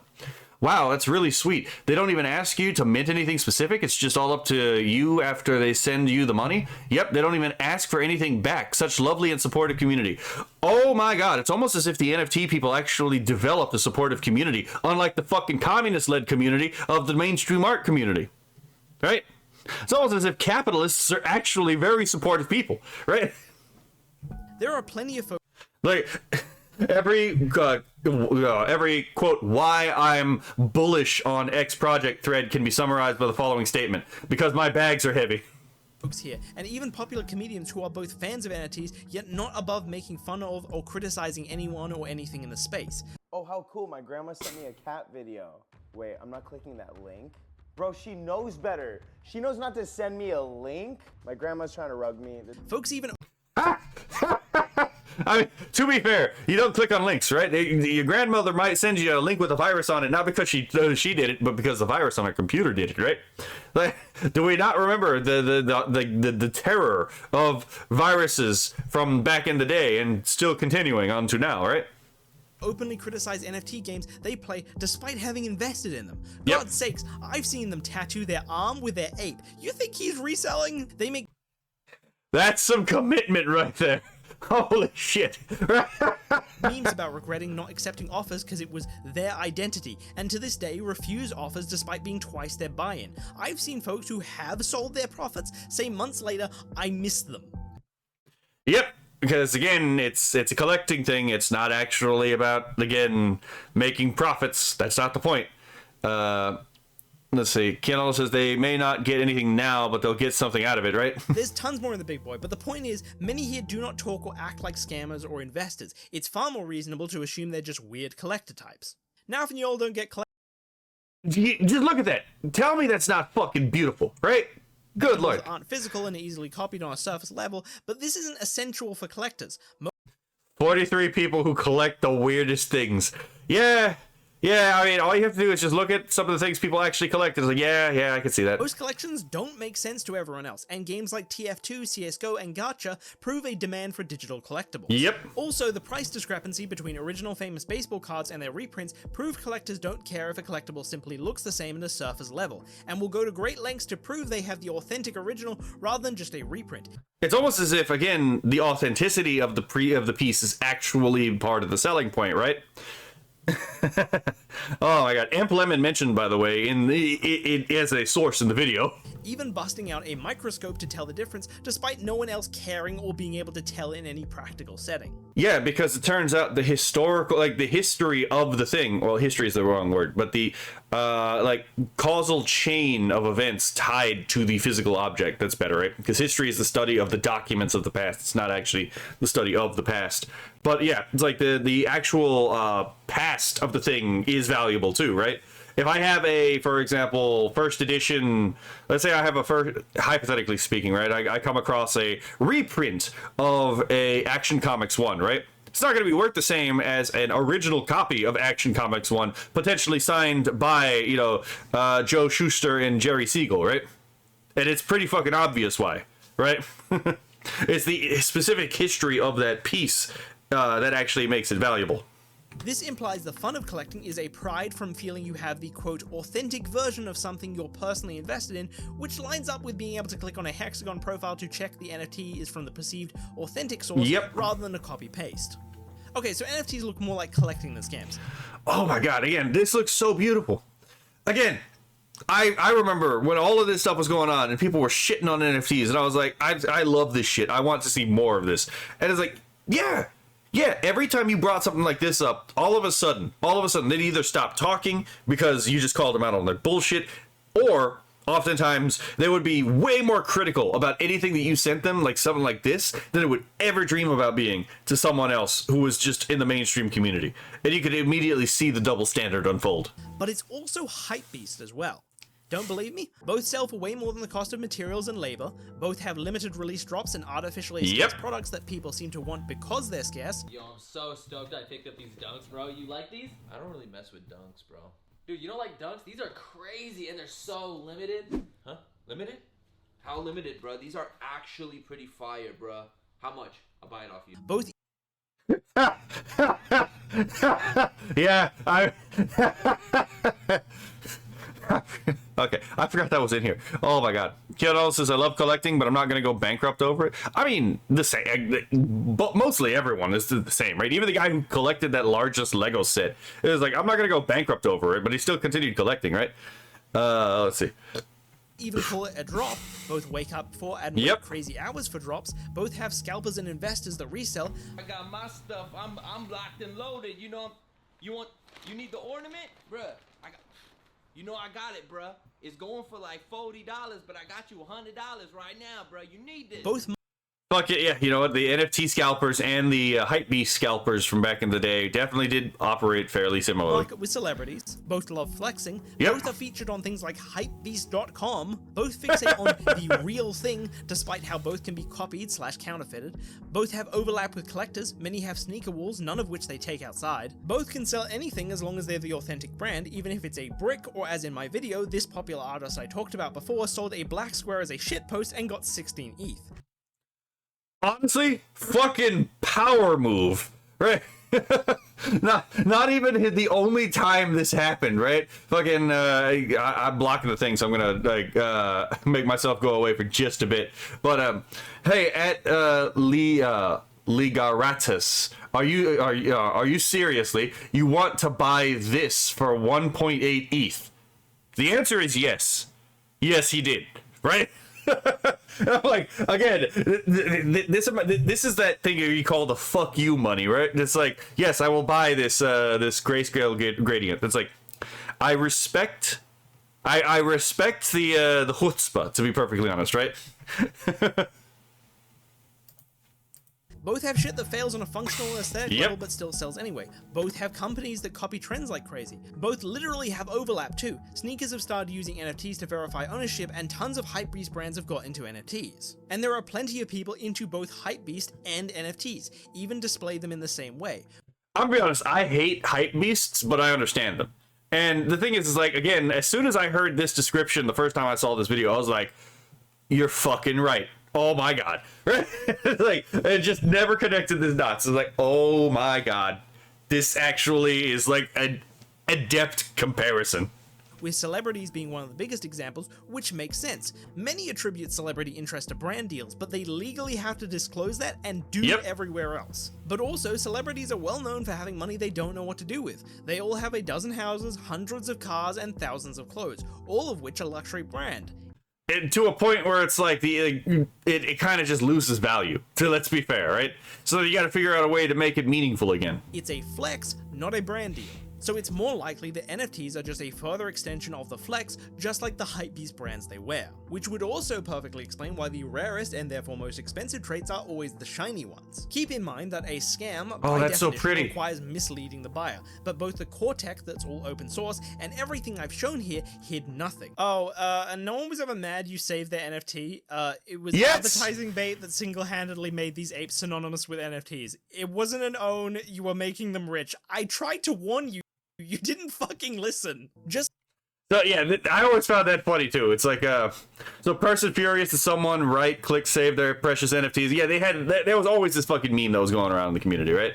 But yeah, nah, the actual secret here was that they actually never cared that you right click save the NFT, because it turns out that image is not actually what the NFT is, right? But anyway, we'll talk about that later. So. Here's the thing that he was just talking about. Warn you, you didn't fucking listen. Just like hypebeasts and collectors, people know exactly how practically meaningless all these items are, and yet they buy them anyway. It's not practically meaningless. The thing is, like, they're pragmatically useless, right? But you don't buy things sometimes because they have a pragmatic use, right? Sometimes you buy pretty thing because pretty thing is pretty. That's literally it, right? It actually does make your life better by being a source of beauty in your life that you actually have possession and ownership of, right? And it turns out sometimes just little knickknacks actually may not have any functional use, except for it hits the dopamine receptor. It helps to again equalize my serotonin. You can think hypebeast is stupid for this reason. You wouldn't call it a scam. But calling NFTs hypebeast would perfectly explain why monkey JPEGs are selling for $100K. All right, ladies and gentlemen, here we go. Crown item, oh my god, 6918. Oh my god, it's such a clean piece. Processing. Yo, let's fucking go! Buy It's a stupid picture. Let's be fair. I hate this picture with a passion. But just hearing the excitement in the guy's voice, I can't help but have a smile on my face. I get a reflexive smile when I hear people have like genuine joy, even at like the dumbest things. Philip says 2 blank pieces of canvas were sold in 2021 for $76,400, named "Take the Money and Run" by artist Jen Hanning. Yeah, fair enough. Right? Are hype beasts with huge amounts of disposable income who want to feel special by buying an intentionally scarce product. Let's rewind that. Again, remember we were talking about fuck you money?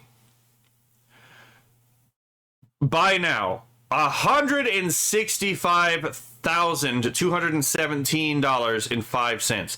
Look, man, I don't really care if someone wants to buy something of mine for like a shit post. If I have a piece that I put out in it, they're like, look, I'll pay you $165,000. My answer is going to be, say no more. Say less. It is already yours. It is already yours.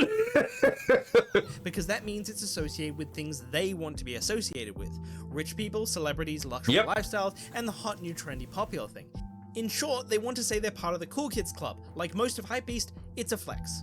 Like, I know I have the car statues in the back. I didn't know that was a Hypebeast thing. Everyone's like, oh, PewDiePie's a Hypebeast.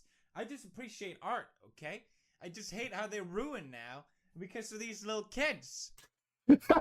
Okay, you know what? That's actually kind of based. Okay? Oh, it's popular, so it's cool because it's expensive. This lines up. Today's most expensive NFTs were initially sold for comparatively nothing. Okay, yeah, let me go back just a little bit to read this part. Initially, at the time of launch, CryptoPunk's NFT mint price was free. The buyers bought it for absolutely no money except for paying the gas fee charge for energy consumption during the storage of the ownership data to Ethereum -721 blockchain. Nothing. So the NFT. So yeah, right here, it's like, let's start at the beginning. Bored Ape Yacht Club was launched last April. It took 12 hours for all 10,000 to sell out at a price of let's see, $190, 0.08 Ether. The price of Bored Ape NFTs rose steadily until July, when they spiked dramatically and the collection became a blue chip set. Economy is collectors buying things early for cheap and not wanting to sell them, the hypebeasts who got in late but were willing to pay big to get in, investors who attempted to meet this demand by finding and buying things early with the intent to sell to the hypebeasts later, and finally scammers who tried to trick the investors into thinking they had the next big thing that they'd be able to sell to those hypebeasts. Truly the economy of basically anything. This also goes for fucking like Pokemon cards, for God's sake. It's true there's folks in this space trying to predict what will sell later and buy early, and scammers trying to trick them into buying garbage, but detract. Yeah, but this applies to things like, again, Pokemon cards. What the fuck are we doing here? This is not a legitimate complaint. To show this and omit everything else, so it looks like that this is all there is. But spending any time in these communities show that half the folks here act far less like scammers and investors and far more like collectors and hypebeasts. Alright, so if it's not a scam and it's not destroying the environment and artists are profiting, then what the fuck? Because, okay, here's the weird part. Twitter is seemingly very pro-artist. I show tons to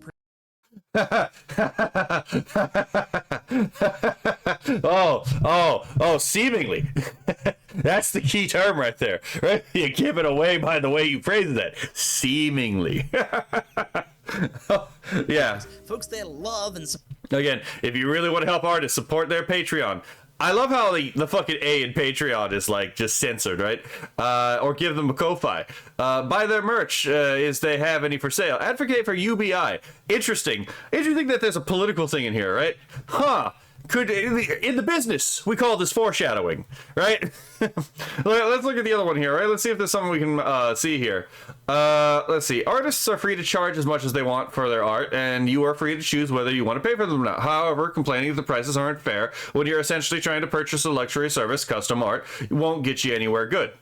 Wait. Okay. Let's see.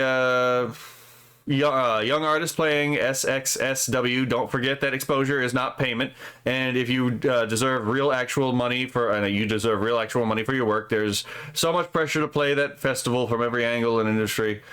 Okay, so maybe not all of these, but it's kind of interesting that I landed on the one tweet that it was actually had politics in it. It's like, so yeah, in the business we call this foreshadowing. Love and support artists. They make support threads for artists in countries that need it. Threads on how to treat artists well and call outs for those who don't always get tons of likes and retweets. The standards get really high too. Folks ask permission to use art even if it's just for a lock screen, and comparing an artist's work to another even when well-meaning is considered a faux pas.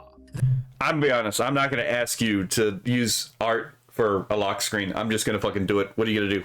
You're never gonna know it in the first place because you're never gonna fucking meet me. They rally for artists in the industry too. They fight hard for your rights and signal boost injustices. High-profile cases of art stealing always go viral. Everyone rallies behind them. Support is unanimous. Only exception was when Elon Musk posted art without credit, but it still sparked an insane shitstorm, and the comments in his defense were still the minority despite his huge fan base. So it's a good indication of how the majority of the platform feels. So if Twitter is so pro-artist, you'd think they'd rally behind NFTs for its huge potential and proven profitability for artists who try it. You would think so, but, you know, it's that thing of stated preference versus revealed preference, right? You can say that you prefer something all you want, but what you actually do reveals what you actually want, right? Especially when you realize the counters to the big anti-NFT claims were easily accessible to anyone willing to dive deeper, which you'd think they'd do. for the sake of the artists they claim to care about. Oh, silly unique Namosaurus, and your belief that empiricism is, accepted as a valid means of knowledge by all people in, the conversation. No, baser empiricist reasoning is not actually valid to a significant portion of the Twitter, user base. Rebuttals to the environmental claims published by the same journal have been available since 2019, and convenient summary videos of it have been out since November 2021. And anyone willing to look into these communities with good faith would see immediate contradictions in the scam argument because of the way people act. And the claim that NFTs... Okay, so the banana bite out of the fucking, with the fucking Bored Ape tattoo, I will give him a pass for having a Bored Ape tattoo. That's actually kind of funny. Don't help artists. You can't have been interacting with NFTs and artists and not had NFT artists recommended to you by Twitter. That's how I learnt about this. It's not hidden knowledge. There are even 3 big YouTubers who are capable of acknowledging the simple nuance of artists in this space without lying about profitability, even though they were overall critical of NFTs. 2 even flat out said it was good for artists. NFTs, alright? NFTs are this new hot thing on the market that's great for artists, I would say. It's just open. Yeah, I mean, Mudahar on occasion has a right take. Opened up the ability to make a living for these people in a way that didn't exist before. And that is the amazing part of NFTs. In fact, you have Yeah, again, it's almost as if in the business we call this foreshadowing. to know if you are pro artist on Twitter, because you follow artists and tons of them That's so tried cutie. NFTs in the last 2 years. There was ample opportunity to wonder why so many artists were getting into it and check how much they were making. In fact, they post their successes, so there's no way you didn't know. So if Twitter is so pro artists and rebuttals are so accessible, you'd expect there to be unanimous support of NFT artists. But no. It was the complete opposite. Not only did they pretend they don't exist, as I briefly showed before and we'll get into more in a bit, So yeah, again, this is gonna get bad. This is gonna get bad real quick. but when those artists are acknowledged, my god, I have never seen such unprecedented abuse towards artists in my life. And those pro artist folks disappeared. There's huge Yep, hold on. standalone tweets taking small posts by dicks no one agrees with saying to not treat artists that way that get thousands of retweets. So yeah, right here, pro tip working with artists, don't fucking do this shit. So if your artist isn't having a mental breakdown because you had 10 revisions with 20 plus changes, then you're not doing it right. My artist literally went on a hiatus after finishing with me, right? It's like, I mean, complaining about someone having bad behavior, behaving badly, having poor customer service, is not necessarily how you promote good customer service. Yet you will never see posts like this despite NFT artists being told to die or kill themselves that get anywhere So yeah, right here, you should end your NFT journey with a quick sprint off a short pier. from 0 likes to 35 likes to 170 likes. Harm the environment for no reason but a quick buck, I'll be revoking my Patreon privileges, right? Degenerates like you belong on a cross. Almost 1,000 likes. Nothing. And these tweets get virtually 0 pushback in the reply too.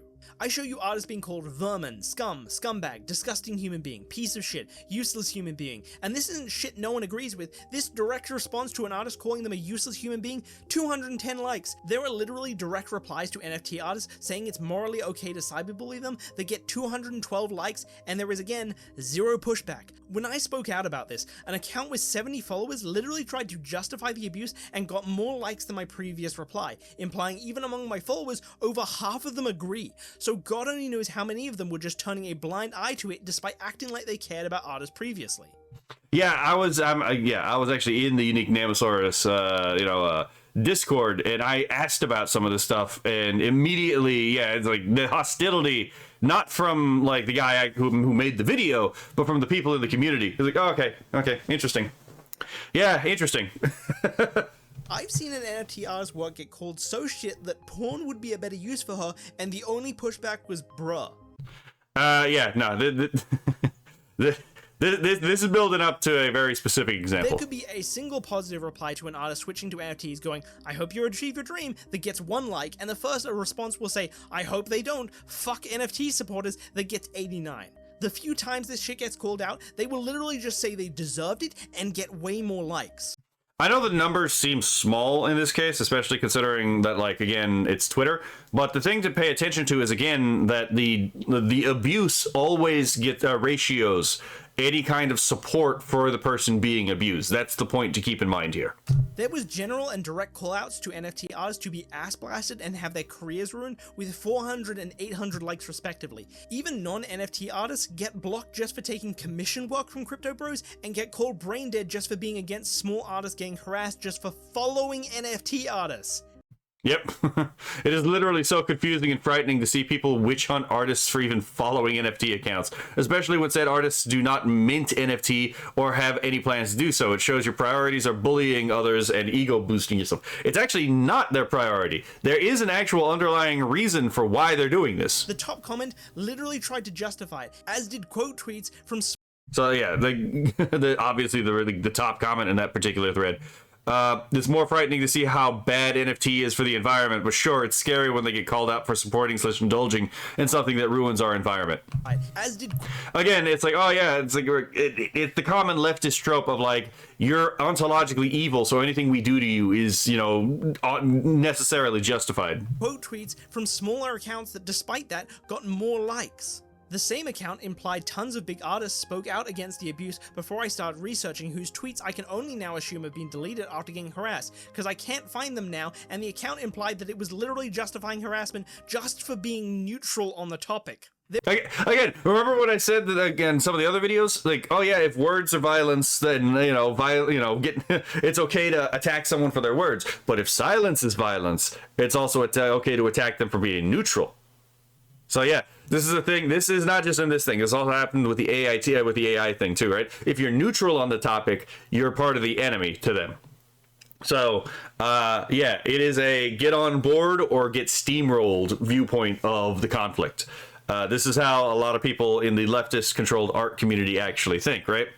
There was multiple claims from multiple artists of death threats, wishes for death, and death of loved ones, even from artists under 20k and 2k followers. There was claims of gore sent to email, talks of doxing, signups to vulgar sites. There was literally lists made of these artists. One called Crypto Losers by the account from before who was also bragging about being the NFT hunter, and another who made a Google Doc of NFT artists called Artists Not Worth Your Money or Time, who was calling out NFT artists both in general and by name, and calling them a disgrace to art. Yeah, so again, all of those people we just saw that had amazing art, yeah, I'm pretty sure a lot of these people are actually better artists than this person. But that being said, yeah, so again, the common leftist tactic of go after your ability to make money at all, right? So, just interesting that is a consistent theme. Dude wasn't even an artist himself, not that that would make it okay, of course, and despite the account size, again, zero pushback. You're not a real artist was also a very common phrase. Keep that line in mind specifically, the real artist thing. There were tweets with 242 retweets and 5,427 likes saying NFT artists aren't real artists. That was the third tweet in a chain that blew up like crazy. It's disgusting. I remember the crazy engagement on viral tweets telling folks not to send ironic memes to non-English speaking artists because they might be misinterpreted, but here people are actually sending this shit maliciously and no one says anything. There's big posts with tons of retweets telling off people for small slights even when well-meaning, like saying an artist's work looks like another, but the same folks say nothing about right-click save jokes despite not being well-meaning. These can have hundreds of likes and not one reply calls it distasteful. Hell, no one says anything to people straight up saying they're going to steal art or showing others how to see their Patreon exclusive art for free. 44 likes, zero pushback. But get this, if that artist then gets sick of the abuse and ostracizing and takes a spiteful tweet pressuring their mutuals to unfollow her and then mints it as an NFT, even though it's clearly a joke and it wasn't even for sale, suddenly they care about art theft again and try to cancel her for it. Over a tweet, a follow policing tweet, they acted like it was art theft. So you can tell it's the same pro-artist people, not just because they're gone in the face of the shit they used to care about, but because they use the same pro-artist rhetoric to hurt artists. Remember porn would be a better use for her? That was a reply to a tweet trying to claim NFTs are bad for artists, yet the post author ignores this even though they were talking with them. How long have I been streaming for today? I probably got on at like 1900 and it's 2200, so about like 3 hours, I guess. It's the same people. I've seen my own followers call out abusers, but they've literally liked tweets endorsing ass-blasting NFT artists. It's crazy. Again, the whole, like, again, stated and revealed preference kind of deal, right? And it doesn't stop there. Any excuse to brandish NFT artists as evil is taken. In December last year, I saw among others a couple of big YouTubers brandish an NFT artist as a thief over supposedly stealing a character design for a combination of generic traits like straight bangs and water hair, as if this wasn't well within the realms of possibility to be a coincidence, especially with a bunch of other reasons that come up the second you look for proof. Okay, so here's the thing that's actually on the screen, right?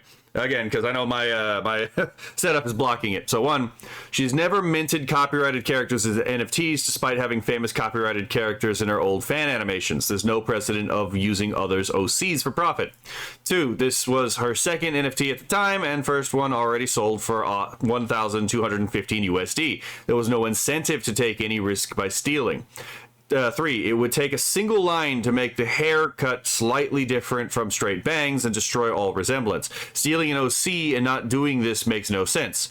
And then four, additionally, there is no evidence for the rumor it was an old fan art. I could not find an older instance of the image on it on image upload sites, despite her other work being there and no replies mentioning the resemblance exists prior, which would show up on Twitter search even if the original tweet was deleted. So, they brandish this goal as a... So yeah, let's, again, we have fucking Rebel Taxi here, this retard. They really just ripped off Akai Riot's OC Kelda for an NFT. We have Ross here being a, Rubber Ninja being a fucking retard. Stealing Akai Riot's character and repackaging it as an NFT to make $3,000. I'm so sick of these people. No one owns water bangs and like water straight hair. Like, that's not an ownable idea. What the fuck? Thief with no proof blasted her with thousands of abusers and said nothing when she deactivated her main account the next day. And yeah, again, if you want to know what this was, there is, if you remember, because again, it would kill me to go through this just because of how long it is. There was a previous version of this video where I... Look at the runtime of this video. Most of this runtime of this 7-hour and 56-minute video is about the harassment campaign against this one artist. And yeah, it's gonna get worse. Apart from one event about a week later, effectively remained deactivated until August this year. And you can tell it's to demonize her too, because when the alleged original artist spoke directly against sending her a hate storm, no one fucking retweeted it. It's dwarfed by the tweets brandishing her as a thief, despite many of which being from smaller accounts. So let's even look at this thing, right? Hold on. Let's even look at the point, right? Hold on. Right here. Akai Riot says, 2 points. I did not say anything about the NFT until people continuously tagged me about it. I dislike drama and do not advocate for hate for the artist. 2, I never said the character in that animation was Kelda or that it was stolen, only that it looks just like Kelda. Let's see. Kelda is not the most original character in the world, and I don't have a... And then it continues on. Kelda is not the... Oh, right, here it is. And I don't have a monopoly on water hair. Oh, guess what? I fucking pointed it out too, right? The few identifying characteristics, she has round top blue hair made of water, straight bangs with a triangle part at the center, can melt into water, naked female form. Let's see. The NFT animation ticked all those boxes and reminded people of Kelda that I was bombarded with mentions. I vaguely remember originally seeing the animation as Kelda, Kelda fan art, I guess. That got cut off. Maybe I got tagged with it a bunch back then too. Can't find the post though. TLDR, I don't want a hate storm directed at anyone ever. That's something, it's not something I'm about. I just bought my first house and I'm grinding commissions to pay for it and helping with necessary renovations when I have the time. I just want to chill, thank you. So even this guy is like, I don't know, it kind of looks like it, but I don't really care. Right? Everyone is getting fucking mad about this. Even the person who actually allegedly this has happened to is like, I don't fucking care. Despite many of which being from smaller accounts. The best example of how bad... Hold on. directly against sending her a hate Okay, yeah, storm. this is where No we're one at. fucking retweeted it. It's dwarfed by the tweets brandishing her as a thief, despite many of which being from smaller accounts.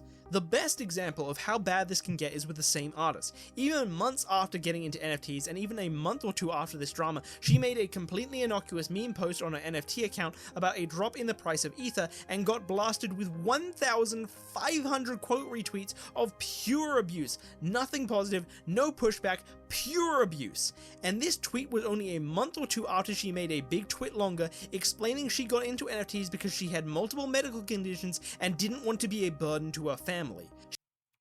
Yeah, let's read through part of this, right? Because again, sometimes reading through material is actually kind of important.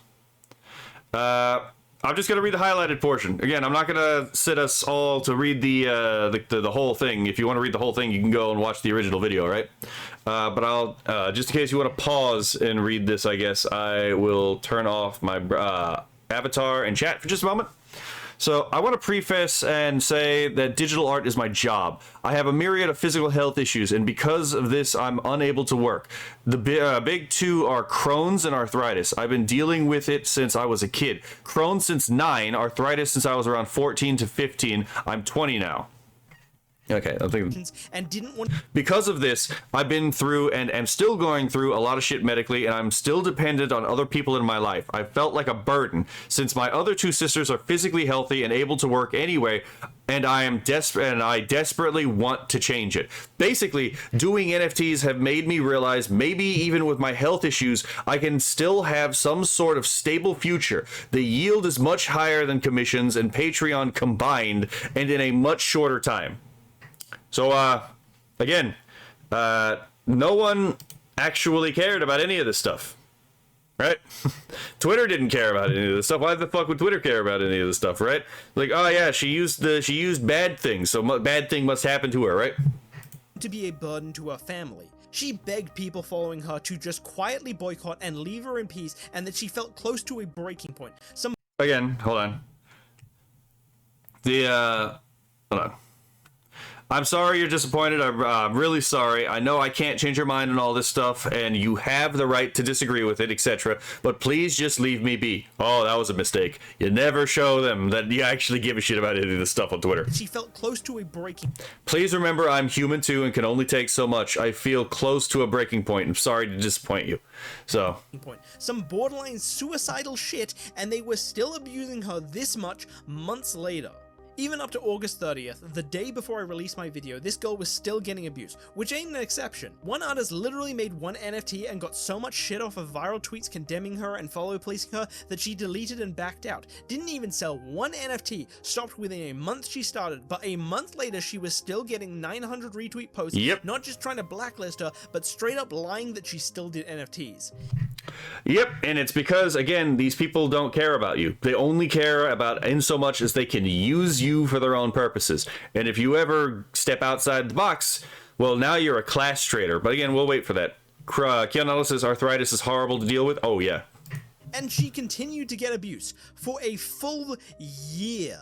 Again, the amount of vitriol, we all know how vitriolic these people are, right? But again, this was 3 years ago. I don't think people really understood how much the left actually hate you. Like, genuinely want the worst for you. Genuinely actually despised you back then, right? 3 years ago seems like a lot of time now, actually, considering how much has changed since relatively recently in, you know, certain events. But yeah, no, it turns out this contingent, especially in the art community, there's a reason why a lot of people in the art community treat their customers like shit. It's because they actually genuinely fucking hate you. It's actually that simple. For the record, in a number of cases, the abuse is a minority, albeit a big one, but the rest is not much better. This here is the top reply to the artist who said she does NFTs because she has Crohn's and arthritis at 20 and doesn't want to be a burden to her family. All she wanted was a polite boycott and not sending constant hate, abuse, death threats, and gore to her email.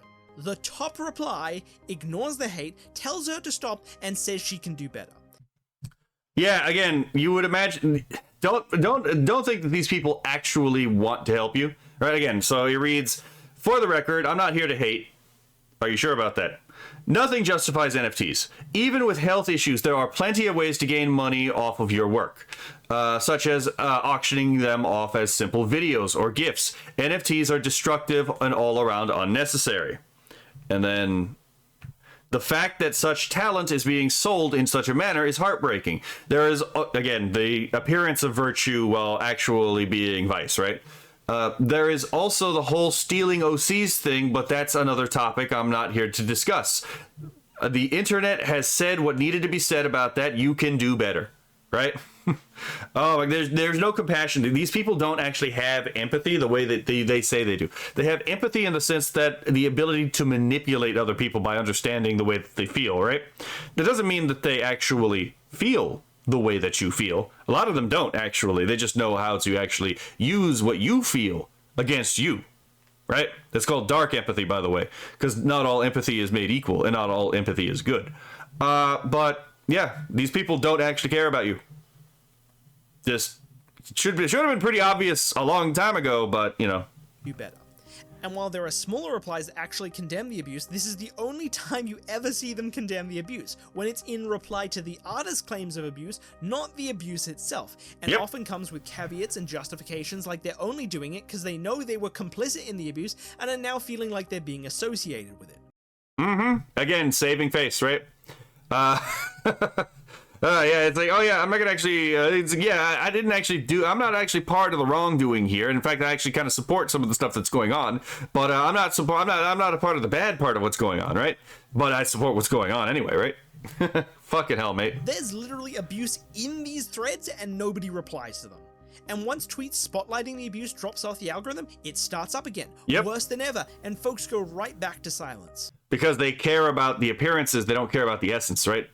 The thing I keep harping on about a lot of these people, right? Which happened with my video too. There was about a month apiece, and now we're right back to it. That artist is still getting abused almost a year on. And if you still doubt how big this got, there were huge viral tweets with over 100,000 likes calling artists getting into NFTs stupid and embarrassing, with tweets in the same chain saying they're not real artists. To put that in perspective, this number of likes and retweets is on par with origin tweets for recent popular memes. Way too many people agree with this. To add insult, this huge tweet also acts like profitable artists can't exist after the market crashed. This is observably untrue, but neither before this or after did any of these folks ever admit these artists were making money. Yeah, of course not, because it doesn't matter. Again, empirical research doesn't actually matter to these people. It only matters when it conforms to what they actually believe, right? Again, I don't think Unique Nemosaurus really understands the epistemological problems with the people that he's actually dealing with, right? They don't see your kind of knowledge as valid knowledge. When folks aren't abusing artists, they're just claiming they don't exist. I show tons of tweets, sometimes with a ton of likes, claiming NFTs don't help artists. There were even 4 big YouTubers claiming the same thing, sometimes with small concessions like only already profitable artists with big platforms, or only artists who got in early. While a few sellers legitimate and otherwise made off with undeniably big paydays, hundreds of thousands of artists bought in only to find that there wasn't a new, revolutionary, highly trafficked audience of digital art collectors. Instead, there was a closed market dealing in casino chips, where the primary winners were those already connected, who already had the means to get the attention of the whales in the media, a market where participation required buying into a cryptocurrency at a rapidly fluctuating price in order to pay the minting costs to post the work, where it would sit unsold. I'll give you 3 guesses as to what this guy's politics are. Of the image would probably be of minor relevance. Elon Musk could put up a finger painting and probably make $1 million off of it, while some hardworking artist that doesn't have a huge following could put up an absolute masterpiece and maybe collect 20 or 30 cents off of it. He seems I'll give you 3 guesses as to what that person's politics were too. Convinced now that this is the solution for small-time artists barely making any money from their work. Trouble is, the logic is entirely flawed. RIC was able to make money through already having a platform, and that's the only real scarcity at play here. But you want to guess who that one's political theory is too? Let's just say there's a common through line between these people. NFTs equals non-farable truffles. Fair enough, right? Hello, Boo Huckley. All had to either be lying or for some reason spoke very bold absolutes as if fact without apparently stepping 1 foot into the community. Yep. Which doesn't make sense either because again, they would have been previously following artists who got into NFTs. Some even admit it. There were big YouTubers who spoke against artists they were following doing NFTs, but 4 days later made memes implying independent NFT artists don't exist. This is one of the reasons why it's like, you may hate Joe Cat for specific reasons. I hate Joe Cat for probably different reasons. We are not the same, right? I see this dickhead be like, oh yeah, don't actually go and make your bag. Don't actually go out and make your money. Continue to be, continue to struggle. Continue to conform to the mainstream concept of what you should be, a starving artist, right? And I'm like, nah, y'all hate Joko for petty reasons. Joe Cat. Y'all hate Joe Cat for petty reasons. I hate Joe Cat because he's a piece of shit, right? And he's a piece of shit because he does exactly this kind of stuff. He actually will fucking, he will actually, again, deride you for trying to succeed.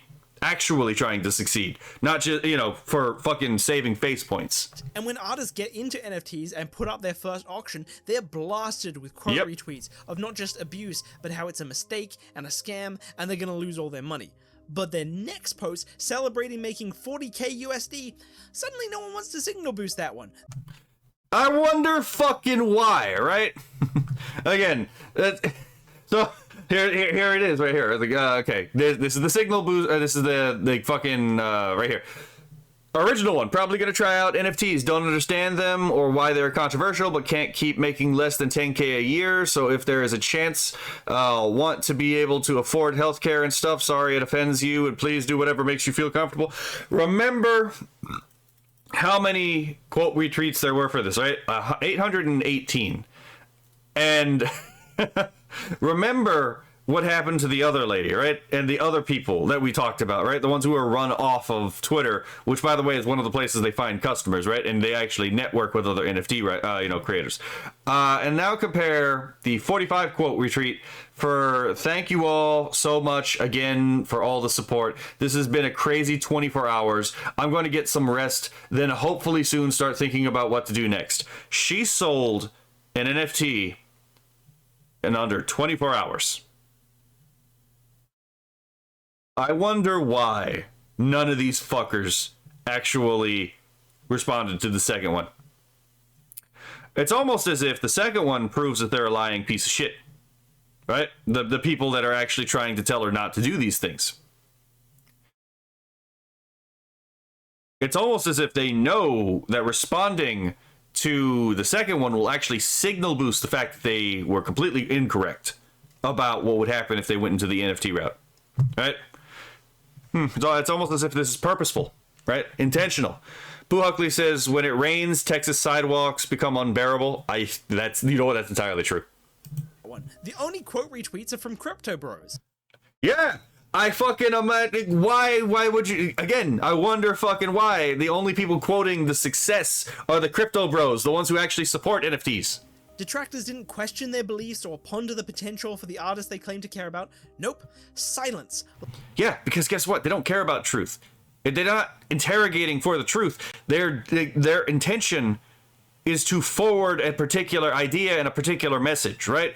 They have a speculative metaphysic. They have an idea on how the world should work that they believe is better than the way the world actually works. And they will say, this is a common thing, right? From the Hegelian tradition. And yes, these people are Hegelians. We will talk about that later. Like they don't want to draw attention to it. If you're even just curious about trying, you get gaslit by your followers into thinking it's a bad idea. Commission work, the main way artists earn money on Twitter, that folks used to say is hard work that doesn't pay enough, it's called a commission grind for a reason. Yeah, it turns out, again, if you're paid hourly, you're paid for your time, which means that you show up and you get paid, right? And it's a more readily reliable way to work as opposed to a commission where you actually have to produce something and then you have to live off of your production. It's almost as if that would almost certainly be much harder than, hourly, but I digress. Well, it's now the shit, and you'll be gaslit into thinking it's this amazing thing for artists that's way better and pays way more, even though it doesn't, and comes with way less artistic freedom, which you'd think they'd care about because of all the engagement for artists taking care of their mental health. Let's be fair, these people don't use the word freedom the same way we do. There are viral tweets with 93k likes that just came out of nowhere, acting like commissions are this amazing thing that more directly supports artists. I can't help but notice that, again, Donkey Kong is under no NFTs, and Donkey Kong's a good guy, right? But you have fucking Harley Quinn and Salad Fingers, a symbol of, again, subversive evil and I don't remember Sallow Fingers. I just know Sallow Fingers fucking schizophrenic, right? So madness and evil kiss you when you take commissions. But Donkey Kong, who actually has to save, actually has to save DK Island every game, is like, oh yeah, no Donkey Kong. Interesting, the inversion of good and evil here, right? What are you talking about? Have you tried looking? And why would you claim this so boldly if you hadn't? It's the same. Hold on. Buhuckley says, if only there were Hintalians instead of Hegelians, right? With Patreon, folks offer it up like it's this revolutionary solution, like these artists didn't already have them. Yeah, again, it's like, again, if they actually addressed your problems, then if they actually addressed your problems, then they would have to admit that they were wrong. Technically, Donkey Kong was a villain in his first game, yes, but only his first game. And to be fair, that Donkey Kong is Cranky Kong. Let alone the fact that NFTs have often made them more than commissions and Patreon combined. Literally everything is somehow a better solution. In the space of a year, I watched Twitter go from artists are overworked and underpaid to just sell stickers or get a fast food job. It looks suspicious. Yep. There's more of this exact. They're doing this because it's a threat. They're doing this because there's something that's going on here, and it's a threat to them. And you have to ask yourself, how would this be a threat to these people? Just think about this, because we're going to get there, right? But think about it this way. Before we get there, think about the question, how would this, that we've just been talking about the entire time, be a threat to these people? Because, let's be fair, the NFT artist was never going to replace the commission artist because NFTs sell for too much. Let's be fair. You talk about like a luxury product, right? The NFTs are definitely a luxury product, right? So if NFT artists weren't going to replace the traditional artist, what's going on here? What's with the vitriol? Same abuse, manipulative behavior, and vanishing of the pro artist people in the big video. But all of this should be enough to convince you that I'm not exaggerating. This was a crazy big pattern of behavior. So next question is, why the backstab? Here's my theory, and bear with me, I'll substantiate it all with proof. I think that the pro-artist crowd were actually political activists who cared about artists because they were a large group of struggling poor people that could be used as an excuse to push left-leaning policy. Yes, and that's actually one of the points I make in that 30-minute song about, again, I couldn't get that song any shorter. The AI would not fucking, cooperate with me. But in that 22-minute song, yeah, one of the points I was making in that song, because I made a lot of different claims in that song, was that the starving artist is part of the perpetual revolution because he's going to be consistently dissatisfied with life, right? But an artist who is not starving, who is actually happy, who is actually making money and can actually live life doing art while actually, again, succeeding, has no intrinsic reason to be a revolutionary because they are already living within the system in a way that actually allows them to find their happiness, right? Doesn't mean that everyone who lives that way, with a good life in the West is, full on West. Obviously not. You have some fucking people who decide to be, communist LARPers, Cenk Uyghur's fucking, nephew, for example. But yeah, I totally agree with this. I think that this is all, unironically, communists being mad because, and here's the thing, there's a man named Antonio Gramsci, right? While he was in prison in Italy, he wrote specifically on the issue of culture. And he talked about seizing not the means of economic production, but the means of cultural production. You want to know what one of the means of cultural production is? One of the most important means of cultural production is art.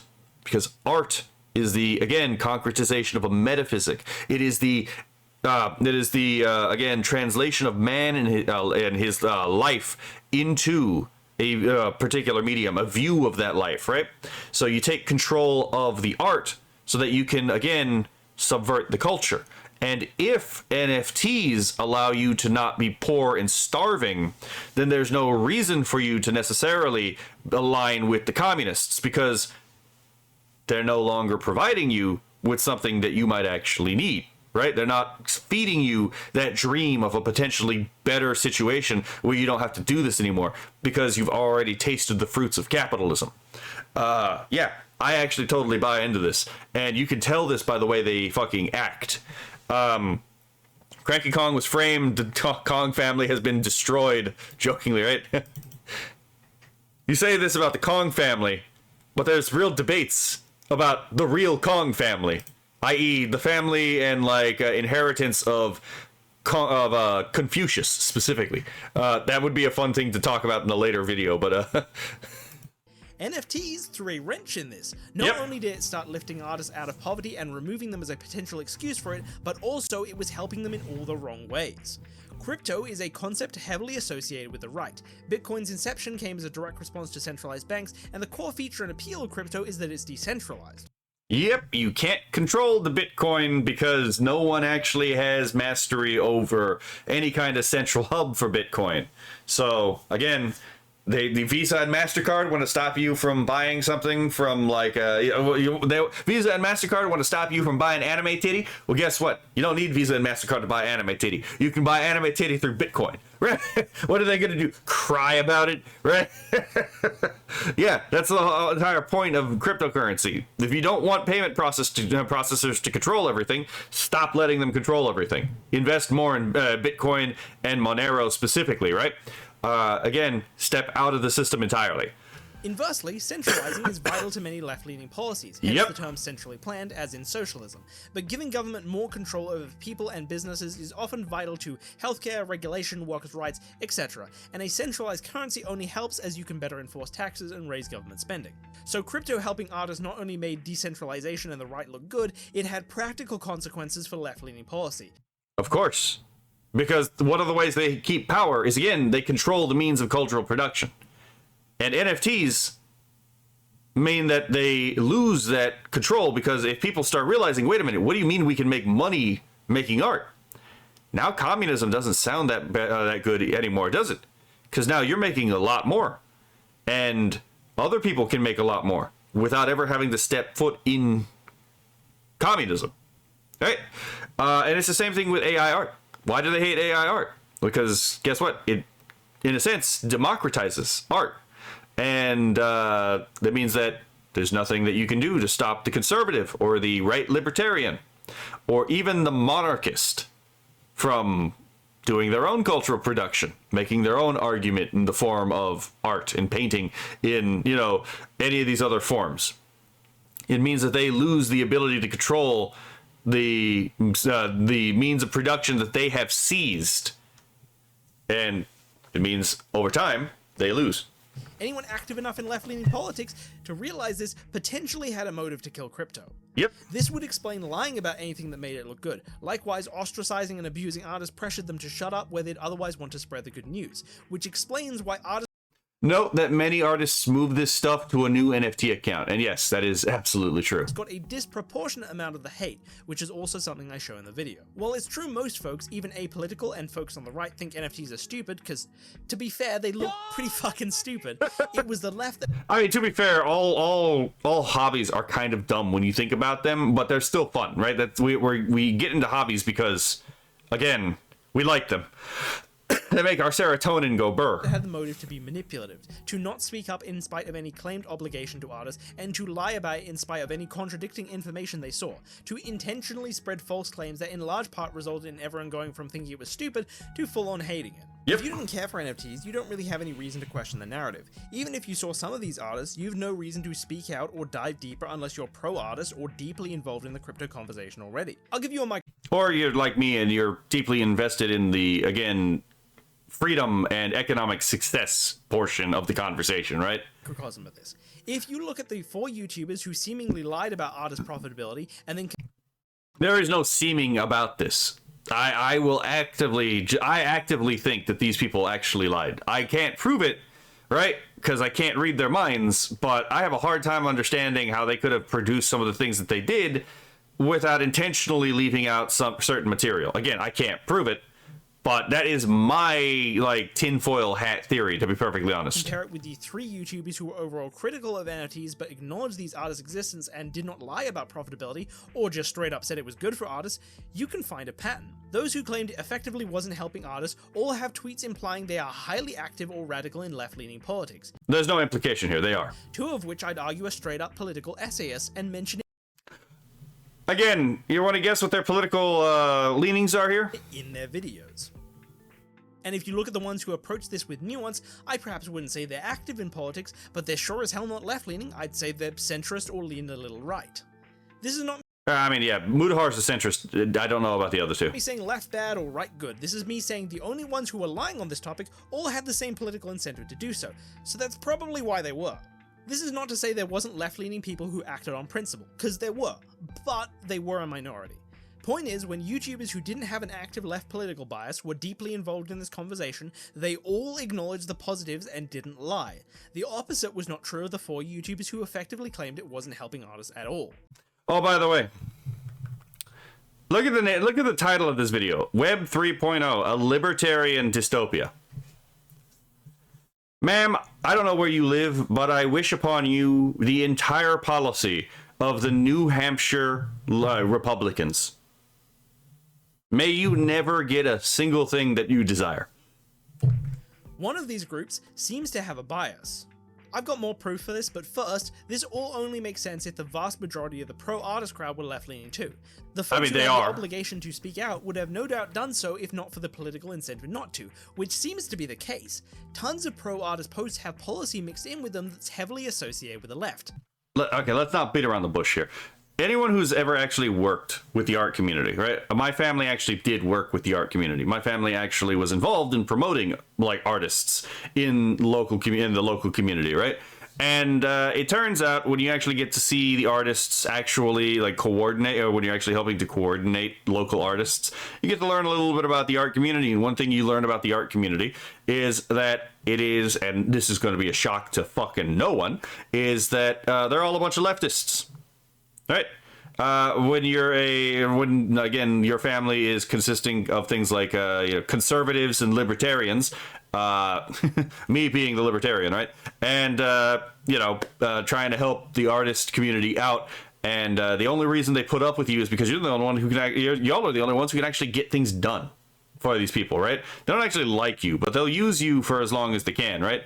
And you can see the way that they treated behind the scenes the conservative artists and the libertarian artists that we also platform, not just the left artists, right? And they were definitely treated very differently among the community than the the right artists on the right and the center were treated differently than the ones on the left. You could very well tell that there was how do you say, a general agreement in the art community to not promote or not interact with people on the right or the center. Because if you acknowledge that people on the right actually exist as artists, then that actually damages your, again, control over the means of production. And we'll talk about how that's the case, again, as we come up. UBI, minimum wage, free healthcare, concepts like industry crunch come up a lot, and things like unionization are always the solution.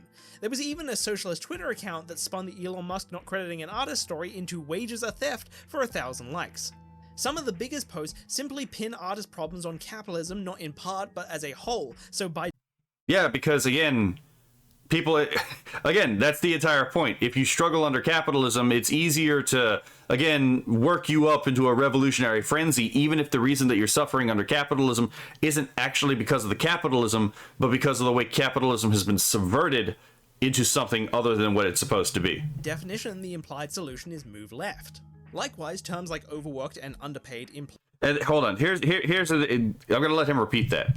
Biggest posts simply pin artist problems on capitalism, not in part, but as a whole. So by definition, the implied solution is move left. It's not even just like that part of the definition. The definition is to move left for these people, right? But the issue is that, again, these are what you would call progressives, right? What is progress? Progress is moving left. That's what the definition of progress is to the progressive. Continually moving left. There is no stopping point. Progress is always move further and further left. That's what they mean, right? So yes, definitionally, these people do believe progress means moving left. And therefore, any attempt to return to the center or any attempt to return to the right is necessarily reactionary and regressive. So... Likewise, terms like overworked and underpaid imply a correct amount as opposed to the natural result of the market, morals aside, and... Yeah, I mean, what is the correct amount? What is, again, like, are you accounting for things like inflation or deflation, right? What is it that you actually do? What are you owed, right? Who gets to decide what you're due and what you're owed, right?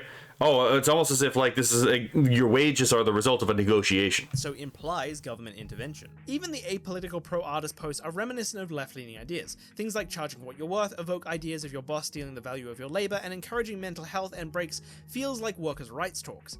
That's not to say artists who post this kind of thing are even political, it's just a topic that affects them, but the folks who are upvoting it to the moon, that's what I wonder about. Because this is inversely true of the opposite side of politics. Like hustling and grinding and pulling yourself up by your bootstraps are not political concepts either, but they're more associated with the right. And while you may see individual I hate that line, pulling yourself up by the bootstraps, because it's literally impossible, right? The whole point of the bootstrap paradox is that it makes no sense because man is not a god. He cannot stand on his own foundation. He requires another foundation upon which to stand that is pre-given. But anyway, it's just, that's a dumb phrase that needs to be dropped because it literally involves a contradiction. artists say on the commission grind, you'll never see pro-grind culture tweets be liked into the Search can't find anything over 1K likes. stratosphere, let alone outright endorsements of capitalism or right-leaning policies. Now, by itself, pro-artist folks... To be fair, most pro-right and most right-leaning artists don't talk about politics all the time because politics is not actually their religion. There's another thing that makes this a little bit more difficult to sometimes check because, again, a lot of these people realize that if they want to get anywhere as an artist, they will just have to shut the fuck up and vote in like silence, right? They'll just vote in secret, but they won't say anything in public. Some of the people though that actually do say something as still being an artist, they don't make politics their entire life. So again, there's already a thing that kind of makes this harder to look into in the first place. Pushing left-leaning policy is fine. If you care about artists, obviously you want to help them, and this might be the way to do it. But NFTs revealed their true colors. There's obviously tons of tweets that mention artists, NFTs, and then capitalism in a negative context. There's also tons of pro-artist tweets specifically about NFTs that would demand left-associated policy instead of NFTs. Yeah, that's by design. Again, because the left is progress. So therefore, if you want to help people because progress is helping people, then you must become a leftist. It's stupid, but this is the actual logic and reasoning. Especially when artists, some even highly active leftist artists, were like, we don't even like NFTs. Life as an artist is just fucking hard. A new potential solution appeared, but suddenly pro-artist folk were like, no, don't do that even though it's working right now. Instead, wait like 4 years for your next election, vote for left-leaning policies, and hope to God everyone else does the same. Again, because they're worried about losing potential, again, cultural capital, and about losing potential voters. There's even big YouTubers whose whole shtick is to talk about admittedly legitimate problems in the animation industry, but lo and behold, the solution is implied to be socialism. Call me a socialist, but I believe that with the overseas anime industry making so much money, localization teams, including translators, editors, timers, they should all be entitled to paychecks that reflect the amount of money they bring in. What are they? Okay, what is the amount of money that they bring in? Think of NFTs? Oh, of course, they hate them and are completely incapable of even a smidgen of nuance on the topic. Even one of the big hit pieces on this topic talks about OpenSea's fantasies for starving artists in the same shot where he rejects a future with capitalism and crypto and says, we need something better. The whole thing, from OpenSea fantasies for starving artists to the buy-in for pay-to-earn games, it's the same hollow, exploitative pitch as MLMs, by people who looked at 2008, who looked at the system as it exists, but concluded that the problems with capitalism were that it didn't provide enough opportunities to be the boot. Our systems are breaking or broken, straining... Here's another thing I would like to point out, right? It's like, these people can never actually simulate the other side in their own head, right? Like, again, it's like, oh yeah, the reason why they're suggesting this is that there aren't enough chances to be the boot. It's like, I can't think of a single capitalist who actually wants to be the boot. Like, unironically speaking, like, I can't think of a single capitalist who actually wants to be a boot pressed on someone's neck or throat. These people do actually want to be the boot, wanting to press down on your neck and throat, right? This is why they accuse you of doing it, is because, again, they want to do this, but they also want to consider themselves as being the ones who just want freedom and healthcare and all this stuff. So the way that they get around this is, again, they do the shadow projection and they project the things that they actually don't like about themselves onto you. Under neglect and sabotage, and our leaders seem at best complacent, willing to coast out the collapse. We need something better. What? Something better. So when you combine How about we need something better. Something that killed 100 million people. this with how the abuse utilized pro-artist rhetoric and how the pro-artist folks didn't Hello, Longbow. speak out against the abuse, ostracizing, or lies despite a precedent of doing just that, you get suspicious. And you check the accounts of who's doing it, and there is an incredibly high correlation of the same politics. All the popular hit piece articles come from folks highly active in left-leaning politics, two of which couldn't even help themselves from mentioning capitalism in a negative context in the article themselves. Yeah. Yeah, because these people, especially, the thing is, intersectionality actually is like the biggest boon to the right, because it makes all of these different interlocking systems of alleged oppression, like, inextricable from each other. So you'll always see these fucking retards on the left talk about, like, either capitalism and or Palestine, or then have to mention feminism and then mention, again, capitalism, or, again, Palestine, or all this other stuff. Again, because everything's interconnected and everything's mutually, generating. So the whole thing has to come down at once, otherwise none of it actually goes away, even if you allegedly overthrow it, right? So yeah, I mean, it's because of that again they have to mention the cryptocurrency and capitalism together, or they have to mention NFTs and capitalism together, because these aren't separable, right? But that being said, but to be fair to them, the cryptocurrency and the NFT thing really are, capitalism. Bullies everywhere. Yeah, but it's not just the bullies thing. It does go deeper. Which is also true of the two big YouTube hit pieces. Capitalism, late stage. Which is also true of the two big YouTube hit pieces. Right here. So the highlighted section is the delusion that salvation from capitalism can be found in new, more clever capitalism is incredibly seductive and always wrong. Let's hope that we snap out of it before it's too late. Too late for what? For you to be the boot? Capitalism, late stage capitalism. How? Hold on. When did Karl Marx invent the term late stage capitalism? Give me one moment.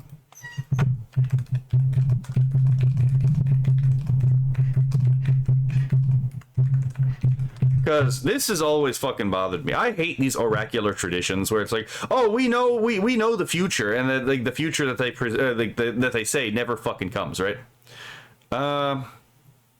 Let's see. First used in a 1925 publication. Interesting. Let me double check this one more time, okay? Let me use the internet's most powerful search engine just to make sure, because I'm going to be honest, I used the search engine one time just curious as to about, because I could not find it for the life of me, right? A word in Mangani, which is like the language of the apes and Tarzan. I couldn't find it in any Mangani dictionary, but I was like, I'm pretty sure this was used somewhere in a Tarzan story. I just can't remember what. And I used Grok. I was like, okay, where was this actually done? Grok found it in like 2 minutes and told me exactly where to find it. I double checked it. It was correct. I was like, holy fuck, man. Even the fucking Tarzan even the Tarzan forums couldn't help me with this. Let's see, what was the first use of the term late stage capitalism? All right, let's let that load for just a bit. Okay. First used by economist and sociologist Werner Sombart, who lived between 1863 and 1941. First documented use is in 1925, right? All right, so let's do some basic math here, right? It's 2026, and it was given in 1925. So we've been in late stage capitalism for actually over a century. We would be at 101 years since late stage capitalism started, if we use that textbook. I'm pretty sure, and I haven't read this textbook, but I'm pretty sure by the time he used it, he probably believed he himself was in late stage capitalism. So is this just the dispensationalism of the left, right? Like how the dispensationalists always kept making these claims. Oh yeah, Jesus is going to come back in this year. Oh wait, he didn't come back. So he's going to come back in this year. No, he's going to come back in this year. Oh wait, I mean he spiritually came back, but he's really going to come back in this year, right? And so, oh, we don't know when it's going to happen, but he's going to come back, right? Is this literally just the leftist version of dispensationalism? It's like, yes, late stage capitalism, it'll end soon. Okay, it wasn't going to end that soon, but it's going to end soon. Okay, maybe not that soon, but surely it'll end soon. Okay, we don't know when it's going to end, but it's going to end, and it's going to be relatively soon. Right? The more you find out about these people, the more it is they fucking seem like. God, I hate these people with so much. Cryptocurrency is a tool for capitalists to exploit others. It is not, but it kind of depends. If you're talking about like a shitcoin, then yeah, sure, those are usually the result of rug pulling. You know, those are usually intended for rug pulling. If you're talking about like an actual cryptocurrency, again, like Bitcoin or Monero, it is definitely not. I've actually seen a number of cases where cryptocurrencies actually help someone get out of poverty in third world countries, or actually help them evade some kind of despotic regime. So if anything, cryptocurrencies have actually proven to be quite beneficial to getting people outside of quote-unquote exploitation. Not to say that they can't be used for anything illegal, but for the most part, it's not an advisable thing to use a cryptocurrency for illegal activities, because unless it's Monero, which is still something you can get caught using if you're not really good with OPSEC, which to be fair, most criminals are not, especially Bitcoin, because Bitcoin is completely transparent. Any transaction on a Bitcoin blockchain is available to everyone who has access to the ledger, which is basically everyone. So if you do something illegal and people know what your Bitcoin wallet is, well, just by making that transaction, you've basically given the cops everything you need to know to actually prosecute your ass. Kionalo says only late stage we are in is the Mouse Utopia experiment IRL. I don't believe the Mouse Utopia experiment actually applies to human nature. Mice and humans are not the same thing. There are overlapping traits between mice and humans, but they are not the same. What job pays in crypto? Well, okay, so in the United States, basically none, right? But you can still actually do transactions in the United States with crypto. Oftentimes, people in other countries that actually benefit from cryptocurrency are things like artists, for example. We gave examples earlier in the video where people were actually being paid in Bitcoin, and again, they actually, it was like one Indonesian creator, were actually lifted out of poverty because of Bitcoin. But anyway, let's continue. Capitalist, hyper-capitalist, rewards the wealthy. Capitalism, Hyper-capitalist, large corporations. Anarcho-capitalist, the corporatization. Stop. You can't bring up the good guys, right? Look, man, the anarcho-capitalists are absolutely correct. Of everything. Anti-capitalist with capitalism. The same was true of most of the abuse, with the biggest abusers willing to sacrifice the most time on this always having a clear left-wing bias. A ton of the tweets that say NFTs. It turns out the chronically online who have no job actually, you know, have time to actually be communists, right? If you actually have a job, it's actually significantly harder to be a like communist in the West, at least, right? These don't help artists also mention capitalism in a negative context. And when I looked at the artists who were abusing or ostracizing other artists or otherwise claiming it wasn't helping them, every single one of them I'd infer is left-leaning, and almost every single one of them was highly active or highly radical. Yeah, because it turns out most right-wingers actually, this doesn't actually cut against their idea, their worldview, right? The only ones that are actually incentivized to be this vile about this are, again, the left, because the left actually requires a capture of the cultural means of production, as I've already said when we were talking about Antonio Gramsci, right? And yeah, this actually threatens that entire hold on the market of cultural production. It gives it back to the individual. It takes it away from both corporation and from fucking, leftist subversion. Which adds up. While I think most artists were neutral and no doubt just scared to speak up, the ones willing to sacrifice their colleagues and a potential good thing for them were folks who most likely valued their politics far more than their ability to make money from their art. Many of these artists will act like it's all about the artist when they're against NFTs, but literally the same folks will call out other artists just for being silent during BLM. Yep, please, right there at the top left-hand corner. Please take notes on who is being silent right now. This is, again, I keep telling people, there's a reason why you don't see very many right-wing creators in the art sphere. It's not because right-wingers don't make art. A lot of people on the right that I know who are in the art community locally are actually better than the majority of left-wing artists that I know. That being said, they keep their mouths shut because of this shit. because there are absolutely dickheads like this who will try to life ruinate them.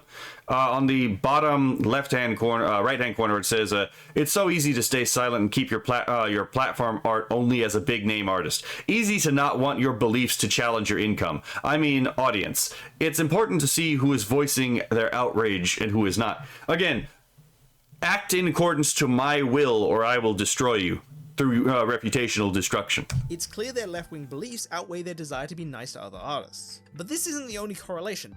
I can also tell the pro-artist group were actually political activists, because this exact same tactic of acting like you love and want to protect a certain group, but then ostracizing and erasing the politically inconvenient members of it, is a pattern of behavior you can track on the left side of politics across every minority group. Yep. I show tons of cases and claims of the left side of politics acting the same way they did with artists to every minority group the second they go against the majority left opinion. And this is why I don't buy into a lot of liberal media when it comes to like, we're for minorities. You're not. You're just there for them when it's convenient. Always the most pro-black, but you're the ones that shit on us. The first one, the minute we don't agree with you. If you switch a This is actually really easy to explain, and I'll explain it right after he talks. with artists and disregard that just using NFTs isn't necessarily an opinion, it lines up perfectly. He's actually correct on this, and this is the thing where it's like, I fucking love Unique for actually picking up on this, because I actually missed this part, and I was like, oh fuck, I've been so stuck on like studying the leftist theory that I actually didn't even notice this in practice. So remember how I've harped on like the last few episodes, and like there's a lot of worldviews where you can recreate it from Marxism just by switching out the key terms of class oppression, right? It's like if I take the bourgeoisie and the proletariat, and I switch out bourgeoisie with male, and I switch out proletariat with female, and boom, I have radical feminism, right? Because now, since the sex is already encoded into the class conflict, we now have the oppressive force is male patriarchy, right? Maleness is that currency that mutually independently generates, interdependently, not independently, generates the system of oppression with the ideology, right? And then let's try this again. Let's do this in America with race relationships. Let's switch out bourgeoisie with black or BIPOC, and let's switch out proletariat. No, wait, not. It's the other way. Bourgeoisie with white, my bad, and then proletariat with black or BIPOC. And kind of sounds a lot like critical race theory, don't it? Oh yeah, whiteness is a capital culture that again needs to be abolished, right? Oh yeah, so the oppression, the system of oppression is whiteness supremacy, right? It's also the justifying ideology is white supremacy. It's even got that little double usage thing where it's like in capitalism is both the system and ideology of oppression, right? Let's do it again. Let's do it for like, let's try to make some gay communists, right? Okay, let's switch out bourgeoisie with heteronormative and emphasize the normative. And then now let's take in proletariat and let's switch it out with queer. And what do you know? We have queer theory, right? We have queer theory. It's like, oh yeah, cis heteronormativity. That is that's an oppressive thing that needs to be overthrown. And what does it need to be replaced with? It needs to be replaced with an identity without an essence, right? Let's do some drag pedagogy, right? A lot of these ideas can be recreated this way. So let's it doesn't have to be just specifically about society. You can do this in specific fields too, right? You can do this in fandom studies, where in fandom studies you have an issue with the question of canon, and you can do this entire replicative thing by asking, again, creator and consumer, and using those as the class conflict, the terms in the class conflict. Or in critical criminal studies, right? Where the bourgeoisie is the legal structure, right? Legal, law-abiding, and then the proletariat is the criminal. That's where the baby angel Aladdins come in, right? And the judges be like, yes, he didn't do nothing wrong. He's a baby angel Aladdin. I'm gonna let him off bail. I don't care that he just killed like 15 people, right? If you ever wondered what it is literally just this. The Marxists figured out a way to criticize all being by just allowing the key terms of their class conflict to be switched out based off of a analysis of the oppressor-oppressed alleged dynamic and assuming it exists in all fucking areas of life, right? Now let's actually apply this someplace where it doesn't usually get applied, because there's no specific theory about this. But I think we can recreate this worldview if we use the artist for this, and we can actually recreate class dynamics with the artist class, right? So let's switch out real artist with proletariat. Remember how they defined real artist, right? And then let's switch out bourgeoisie with corporate or capitalist artist. And I think we have the animosity explained here. Now the thing is that in these Marxist class conflict theories, you have this issue where it's, again, they believe in class consciousness. They believe in polylogism, the idea that like the two different classes cannot think of, like each other. The bourgeoisie cannot possibly comprehend the logic of the proletariat, and vice versa. So there's no reason to talk to each other, right? And this makes it this makes them especially vitriolic when someone of the alleged oppressed class breaks away from the class that is allegedly oppressed to side with the alleged oppressor, right? How dare you, the proletariat, side with the bourgeoisie? You were never proletariat. You were a petty bourgeois, right? Or let's go again back to American race communism, right? How dare you, as a ethnic minority, how dare a black man side with the white man, right? And then you see exactly that. How much do these people on the critical race theory side when someone actually decides to side with like white culture or white whatever the fuck it is that they're deciding to rail against that day, right? How much hatred and vitriol do they spew, right? Or again, how much do these people hate Blair White, right? For being herself, being herself in a sense queer, in that, again, she's not cis, hetero, or normative, and yet she sides with the cis, heteronormative. This hatred is because they believe that they own, in a very real sense, as a collective, right? The individual does not exist in their worldview in any real state. The individual is an instantiation of the collective in space and time, but the collective is the thing that is actually the most real in this particular worldview, right? And so when a particular individual belonging to that class breaks away, in a sense, they are stealing themselves what is rightfully owned by the collective. It is an act of treason. That's why they are so vitriolic about this. And you can do this again here. The artist, the true artist, is part of the proletariat, right? He is the starving artist. He can't make money in this capitalist world to live the life that he deserves, right? So then what happens when the artist actually starts making that money? What happens when the artist actually finds a way to break out of the spell and actually just create what they want instead of being co-opted by the political theory? Yeah, I think this is all class. I think there's an implicit class conflict going on here. Bottom of the bucket thinking. I mean, is what I'm saying, does that make sense? Or do I sound like a raving lunatic? Right? Like, because I genuinely think this is what's going on. I genuinely think if you take the Marxist ruthless criticism of all that exists and the class conflict theory that has exploded into almost every field of study at this point, I think that this is exactly what's going on. It's just not been articulated directly in theory. But yeah, I think that in a sense, these people see the artists who use NFT as a petty bourgeois. I think that these people see artists who use AI as inauthentic. First of all, as inauthentic, right? So they lack the class consciousness, but again, as a sort of petty bourgeois, because instead of opposing capitalism, they're siding with the quote-unquote bourgeois to make capitalism more effective instead of destroying it. And so since they don't abide by the class logic, they're in a sense a thief because they steal themselves. Both, but it's amusing insanity. I mean, as long as you can follow my logic, right? But yeah, I genuinely think that there is some class conflict ideology going on here. And I find it particularly odious and hateful, to be perfectly honest.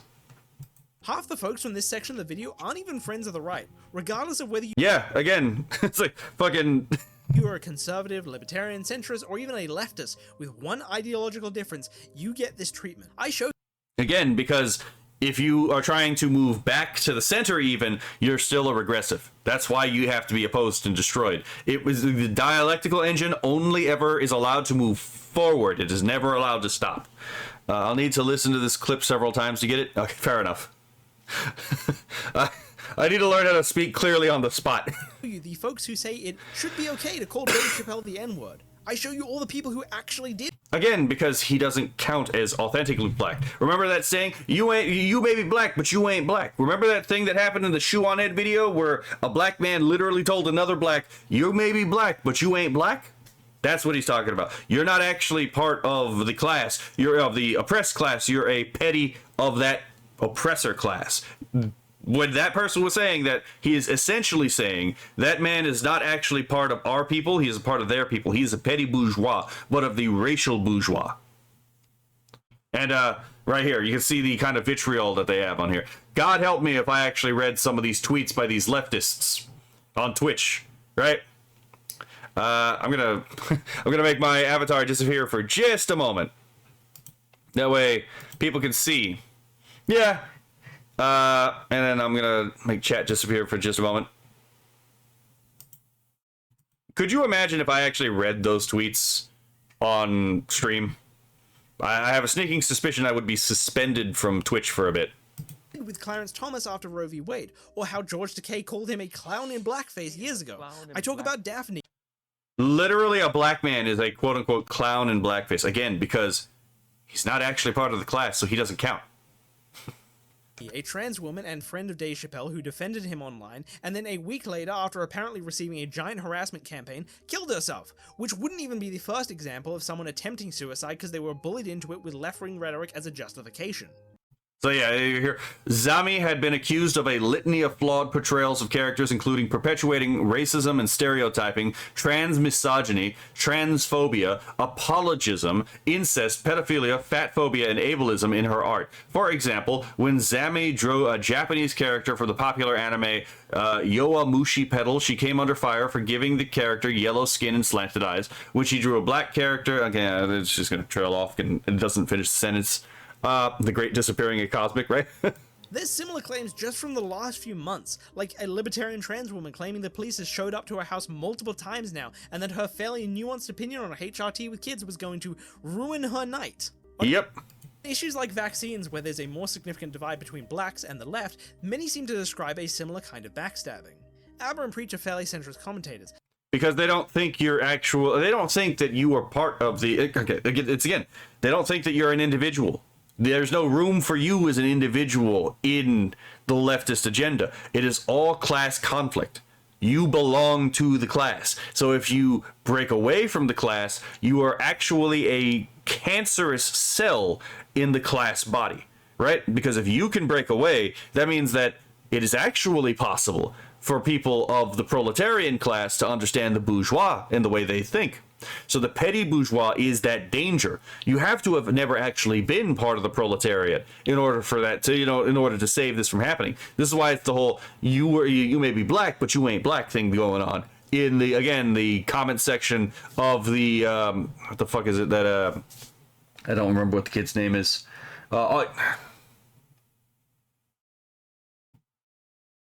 I can't remember the kid's name at the moment, but the kid who stabbed Austin Metcalf, right? Like he had the one black guy say, it's like, oh yeah, it's actually not that hard to not fucking kill someone, and then people jump down his throat because it's like they turned it into a race war conflict, right? It's because again, that animosity is required for the revolution to actually become necessary. If you actually don't hate your neighbor, you're not going to be as revolutionary. Because to be revolutionary is would require the overthrow and murder of your neighbor.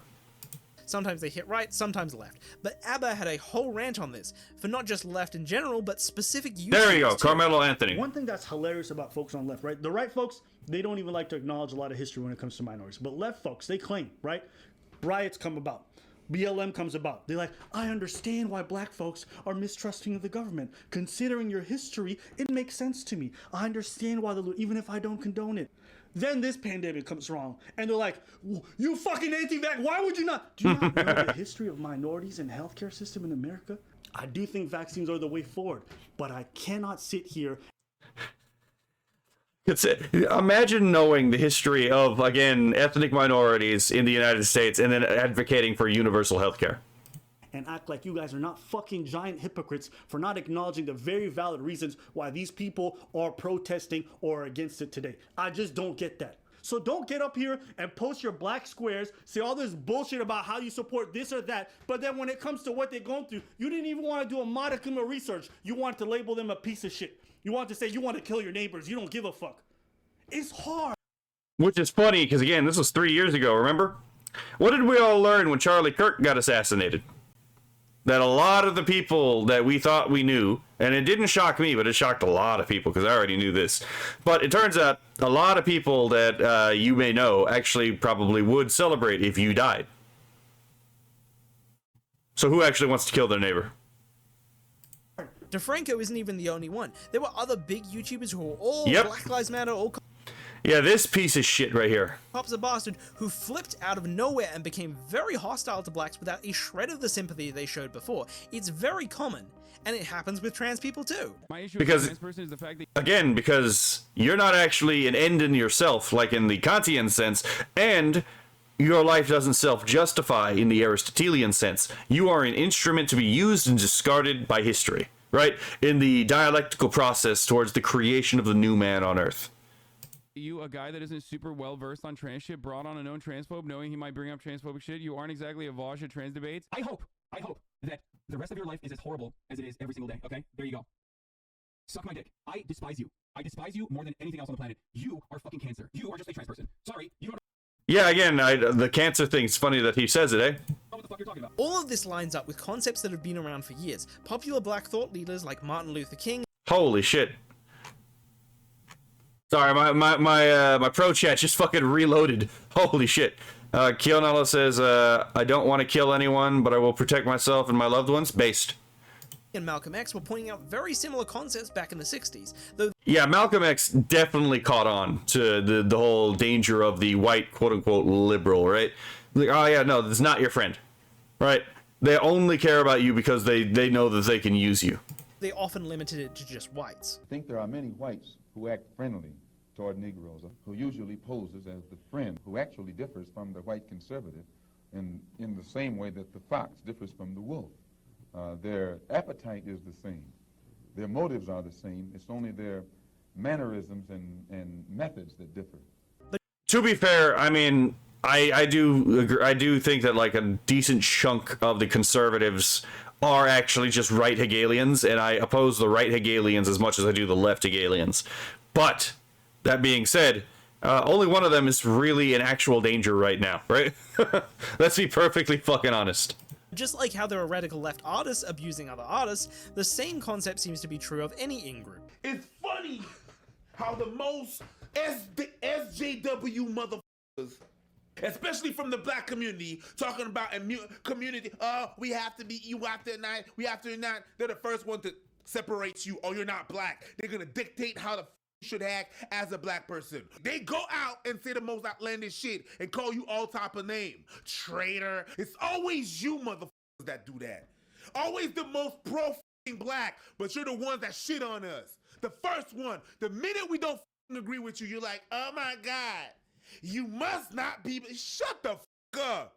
Remember how many times Again, he's exasperated because of how fucking often this happens, but at the same time, I'm not entirely sure he's like actually figured out why it happens, because it would be even more frustrating if you actually understand why this kind of stuff happens, because it's so deceptive and underhanded and it's so malevolent. times abusers told artists they weren't real artists or otherwise tried to take away their artist card, it's Yep. the same thing. And you really can't say it's not a pattern. I mean, a sitting president did this. If you have a problem figuring out whether you're for me or Trump, then you ain't black. Hold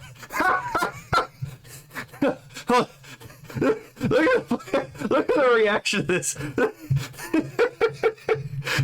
The fucking immediate. Okay, fucking hell, mate. I never knew about Malcolm X before I saw his this vid years ago. He does have some good takes, and I think he was ended by his own people that agreed with him. There's a lot to say about Malcolm X, right? He is definitely correct on some things, right? The malicious assumptions about your intentions is a big I will say Malcolm X was more correct than Martin Luther King Jr. part of this too. All the black guys I show get called coon, grifter, panda. I feel like leftist racism, Marxism is fueled by envy. It is. Uncle Tom, race traitor, like it's impossible to believe anything not strictly left-leaning while black, which is wildly hypocritical. Except it's not. You think it's hypocritical because you don't understand how these people think. Like, you do not understand that these people are polylogists. And they actually do carry nested Platonic ideals in their class consciousness theories, right? Again, it's the class that's real. Your individual, like, your individuation, your individual, like, existence is less real than the class. You are, it is the inversion of reality, where a person that's the realist understanding will understand that the individual is more real than the collective, because a collective cannot exist without without individuals. But an individual can exist without a collective. Hello, Yanukai, or Yanuka 12, right? You caught the tail end of this particular video, but it seems like we still got a chunk in here. But yeah, so this is the reason why he's so, like, again, baffled by this, is he does not understand that, like, again, when we're talking about these collectivists, they do actually, like, again, they believe in this, again, as I said, polylogism. If you do not think in a certain way, then you are not part of that way, right? If you don't think like the proletariat, then you're actually not proletariat yourself. Even if you're poor, you're actually a petty bourgeois, right? And you should therefore be treated as if you were a bourgeois. It's the same thing with like the critical race theory. We already talked about it. It's like, how many people, again, with the Carmelo Anthony case, is like, oh, you may be black, but you ain't black, right? Again, if you do not conform to the way that the people that the class thinks, then you're not actually a part of the class body. Therefore, you must be part of the other class, right? Like a wannabe white is one thing. Like is one thing that like is accused of these people, right? That's the same basic logic of the petty bourgeois. Oh, you want to be part of the bourgeois. So anyway. If you care about a minority group, you could at the very least take each individual at their word and not make malicious assumptions about their intentions. Again, this actually, again, is why Unique Namosaurus is not really fathoming what's going on here. These people, again, do not believe that the individual is primary. They believe the collective is primary. So therefore, the individual is a reflection of the collective, not the collective being composed of individuals. Half my examples are from this year with big creators, like Gideon going to America's most racist town, not thinking it that racist, and then having left commentators immediately try to apply a bias to explain why the black guy doesn't agree with them. I mean, I know Gideon doesn't give a shit because he's like, you know, he's a content creator first. Like, that's what. I mean, no, I do give a shit. What he's always worried about is you know, making fucking clickbait stuff and doing comedy or whatever. It doesn't really matter what the like message is overall, but that's not how this works. Like, you know, isn't just done. The video is 2 minutes. He's in the video 2 minutes and 34 seconds. Even Dave. Yeah. Again. God, I hate. I can't stand Hassan. Chappelle, who voted for Hillary Clinton, said he got called an Uncle Tom just for saying he voted for the lesser of two evils. All these black people call me all kinds of Uncle Toms and shit. I should tell you, buddy, this is a very serious allegation from one black to another. This happens with every minority race, anyone LGBT who criticizes the community. I brought up fucking, I didn't even think about bringing up Dimitri Monroe, but that's a good point too. But yeah, I brought up Blair White earlier for that exact reason. It's like, obvious example. It's like, oh yeah, trans woman who doesn't exist by the queer theory standard, right? Who doesn't believe in queer theory. It actually is very much pro cis heteronormativity, right? Oh, so you're not actually queer. You're, again, in a sense, petty cis heteronormative. Let's see. Keanu says, I was blocked by someone who couldn't understand that society was made of individuals. To be fair, yes, I could see that, right? They probably, you know, imagine being so far in the left that you're like, ah, yes, this person believes that society is made of individuals. Must be a libertarian extremist. Block. Sounds like one big mental heist. Possibly. Oh shit! I didn't know that you followed Yanuka. That's a good choice of VTubers. If you're a Republican trans woman, you get big videos made about you about how you're lying to yourself without a shred of evidence. Again, it's the whole idea of like, oh, they're just not class conscious yet. They haven't been awakened yet, right? But again, it's like, the reason they say this is because they have to cope. They have to be able to explain why the person that in their theory should side with them is actually siding against them, right?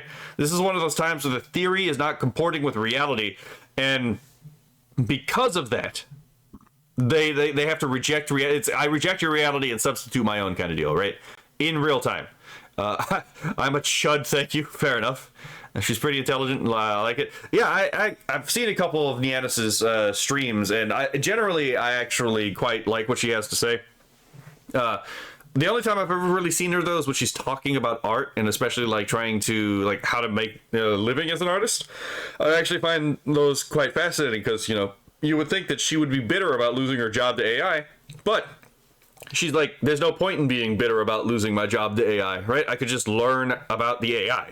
Like, that's a very, very nuanced and actually mature way to actually approach the world. That's the like video that made me respect her. Technically speaking, the woke are really the anti-woke. Well, I mean, yeah, the whole point is like, so it's again it's that dialectical inversion, right? To become woke is to actually become spellbound, right? You awaken, but you awaken in a false reality. They have to create a false reality that, okay, so the way that this is that woke is a hyper reality. It's a false reality, right? And it is, the way that this works is the sorcerer, the spellcaster, right, has to, through the use of sophistry, rhetoric, and confidence epistemology, they have to cast a spell on you by reframing the way you see the world to create a hyper reality, a false reality around you. And they have to convince you that the false reality is actually real and the real world around you is actually a spook, a lie, right? And the reason that they do this is because if they can convince you that reality is a lie and their speculative metaphysic is actually true, then they can get you to walk yourself in the cage and lock the cage from the inside. That's the point, right? And that's effectively how the woke work. And one of the ways that they accomplish this is by actually inverting the meanings of the words, right? So to be woke is alleged to be enlightenment, to be enlightened, but enlightenment usually, in practice, just means caught up in a spell. Let's see. Kionala says adapt or die, basically, right? And there's nothing wrong with that, right? It turns out reality doesn't owe you anything. You have to actually work for the things that you get. And sometimes it means you have to work really fucking hard, but that's just the way reality works. It even happens with people with disabilities, with prominent left voices. I didn't even think about this, but yeah, disability studies is another one, right? Where like where ability is a capital in disability studies, just like whiteness and critical race theory, or fucking capital in communism, or and so like the actual structure of oppression is what would you call it? I don't remember what the structure is called, but like the justifying ideology is healthism, right? No, that's fat studies, but ableism, that's what it was. So there's the justifying ideology is ableism, and that's also the system of oppression. But yeah, this is another thing that is a communist spook, right? I've studied, there's also been like one in deaf studies in particular, right? There's this class conflict, this Marxist style class conflict that's been promoted among the LGBT community, not the LGBT, the deaf community. God, it's late. You could tell, right? Among the deaf community, there is a Marxist subversion that's also been promoted.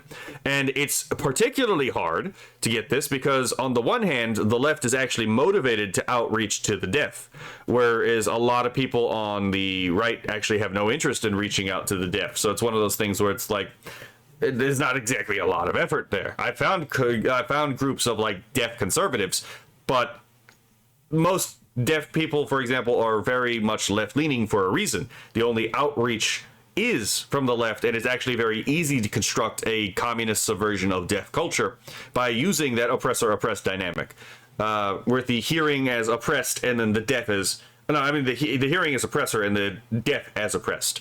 This is why, by the way, you'll see oftentimes people write deaf with a capital D, not a lowercase d. Philip says, boy, do they have hard time with me, right? I cast a spell on you now, right? Immediately scrolling tweet history to demonize and explain why they disagree. These aren't cherry-picked nobodies. Big creators do this because the majority are cool with it, just like with artists. A black justice can make a ruling on something not even related to skin color, and Reddit will equate him to a black-hating, white-loving slave for 27.4k upvotes. Again, this actually makes sense from a leftist position because, again, everything is an interlocking system of oppression, right? So, like, again, you can't dismantle capitalism without dismantling patriarchy, right? Because they are actually interlocking systems of oppression. Similarly, you can't deconstruct patriarchy without deconstructing colonialism, and by that it means that Israel has to be destroyed, because it turns out these post-colonialists believe that Israel is an expression of American imperialism, right? And therefore part of the oppressor class, which, by the way, makes Palestine the oppressed class. And boom, we have queers for Palestine right there, right? Ever wonder why the queers for Palestine thing picked off? Well, it's because queer is a proletariat class, and since Palestine is allegedly an oppressed class from the post-colonial worldview, boom, workers of the world must unite. The queers must join with the Muslims so that they can, I guess, fight the Jews or something. I don't fucking know, right? Sorry. All of this stuff actually makes sense once you understand the underlying logic behind it, and it's so fucking frustrating because, like, it's not that hard to understand, but it is so fucking dumb. Sorry. So it's like, yeah, when they calling him an Uncle Tom, right? Because he decided to vote nay on abortion, right? On this particular issue, not even because abortion is wrong in his view, right? But rather because because objectively Roe versus Wade was just made fucking out of whole cloth. It was just cast into existence by decree of the court, right? Yeah, because apparently that is against reproductive justice, quote unquote, right? By the way, real term in feminist literature. And by the way, whenever you see justice in any of these contexts, that means I get what I want. It doesn't mean anything about equality. It doesn't mean anything about, like, right and wrong. It just means fucking we as the left get what we want. So when they're talking about reproductive justice, it means they get what they want, reproductively speaking. So yeah, Clarence Thomas actually voting against quote unquote reproductive justice means that he necessarily supports white supremacy, because it turns out the patriarchy, which is the main thing that wants abortion banned, is co-generating with white supremacy. So to support one is to support the other, necessarily, in these people's minds. Yanuka says, talking about it, Kana was detained. Oh, Ro Kana was detained in Israel. What do you think about it? I legitimately have not seen that. I'll have to look that up. Let's see. Philip says, I thought it was because they wanted to learn to fly. I mean, you go to Iran and be gay, you might learn. You might believe you can fly for a bit, right? Muslims are notorious for believing that gays can fly. That's an insane assumption to make about someone who used to be a black nationalist, a fan of Malcolm X, and explains how he makes his rulings in plain English. None of them being, oh, well, I just really love white people and I just want to follow their orders. The Constitution has very strict limits, in my opinion, on the use of race and sex categories. It says citizenship and person. Yep.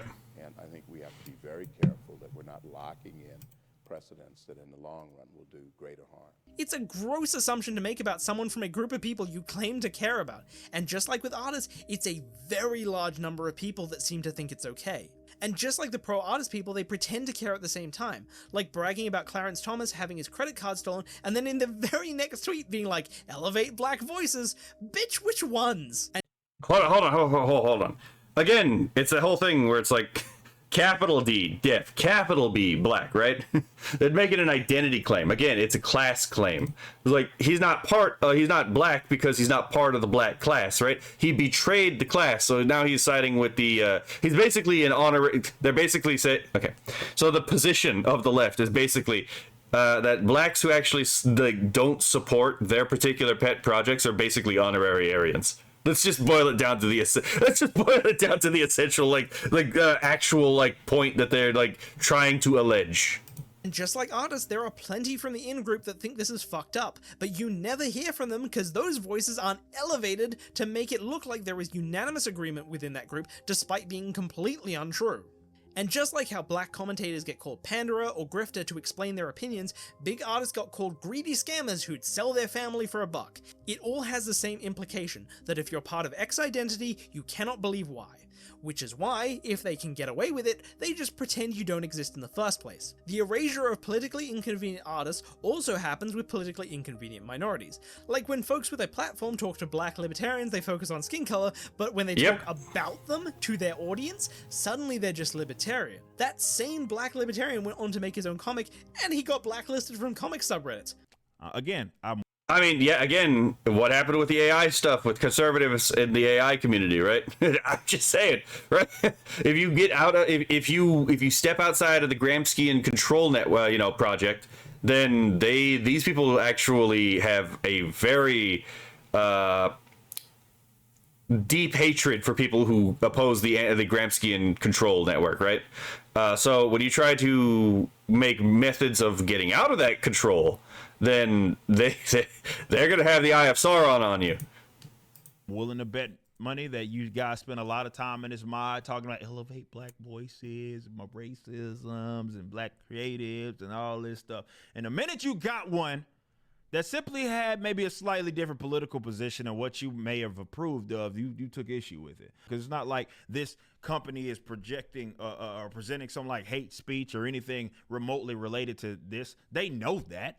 It's right there. It's public. Everybody can press play. Another example is one YouTuber who's trying to introduce economics from a left perspective to a wider audience, who not only went 20 minutes Unlearning economics is a fucking retard, by the way. calling economics racist while only ever showing non-white economists that agreed with him, but then also made absolute statements about what economists must believe if they're not white. Some individuals may have a preference for white people, but this means they miss out on black customers and employees and therefore will be competed out of the market.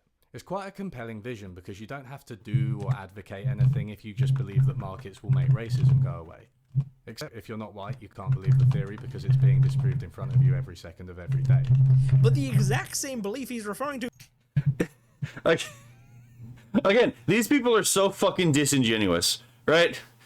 Oh my god. I cannot tell you how much I despise Marxism. Holy fuck. And all of its descendants. It's not even just Marxism. I actually despise anything Hegel made, even by proxy, right? Because all of the bad ideologies of the modern era fucking come from Hegel. Fucking all of them. It is just so infuriating. If I could go back in time and punch Hegel in the face, I absolutely would. Is also held by the most famous living black economist that's weirdly never even alluded to in the video. While small commentators or people only big in niche professions like NFTs or economics are easy to hide, even with figures whose existence you can't just erase. I don't know what button I pressed and I don't know what that did. Yeah,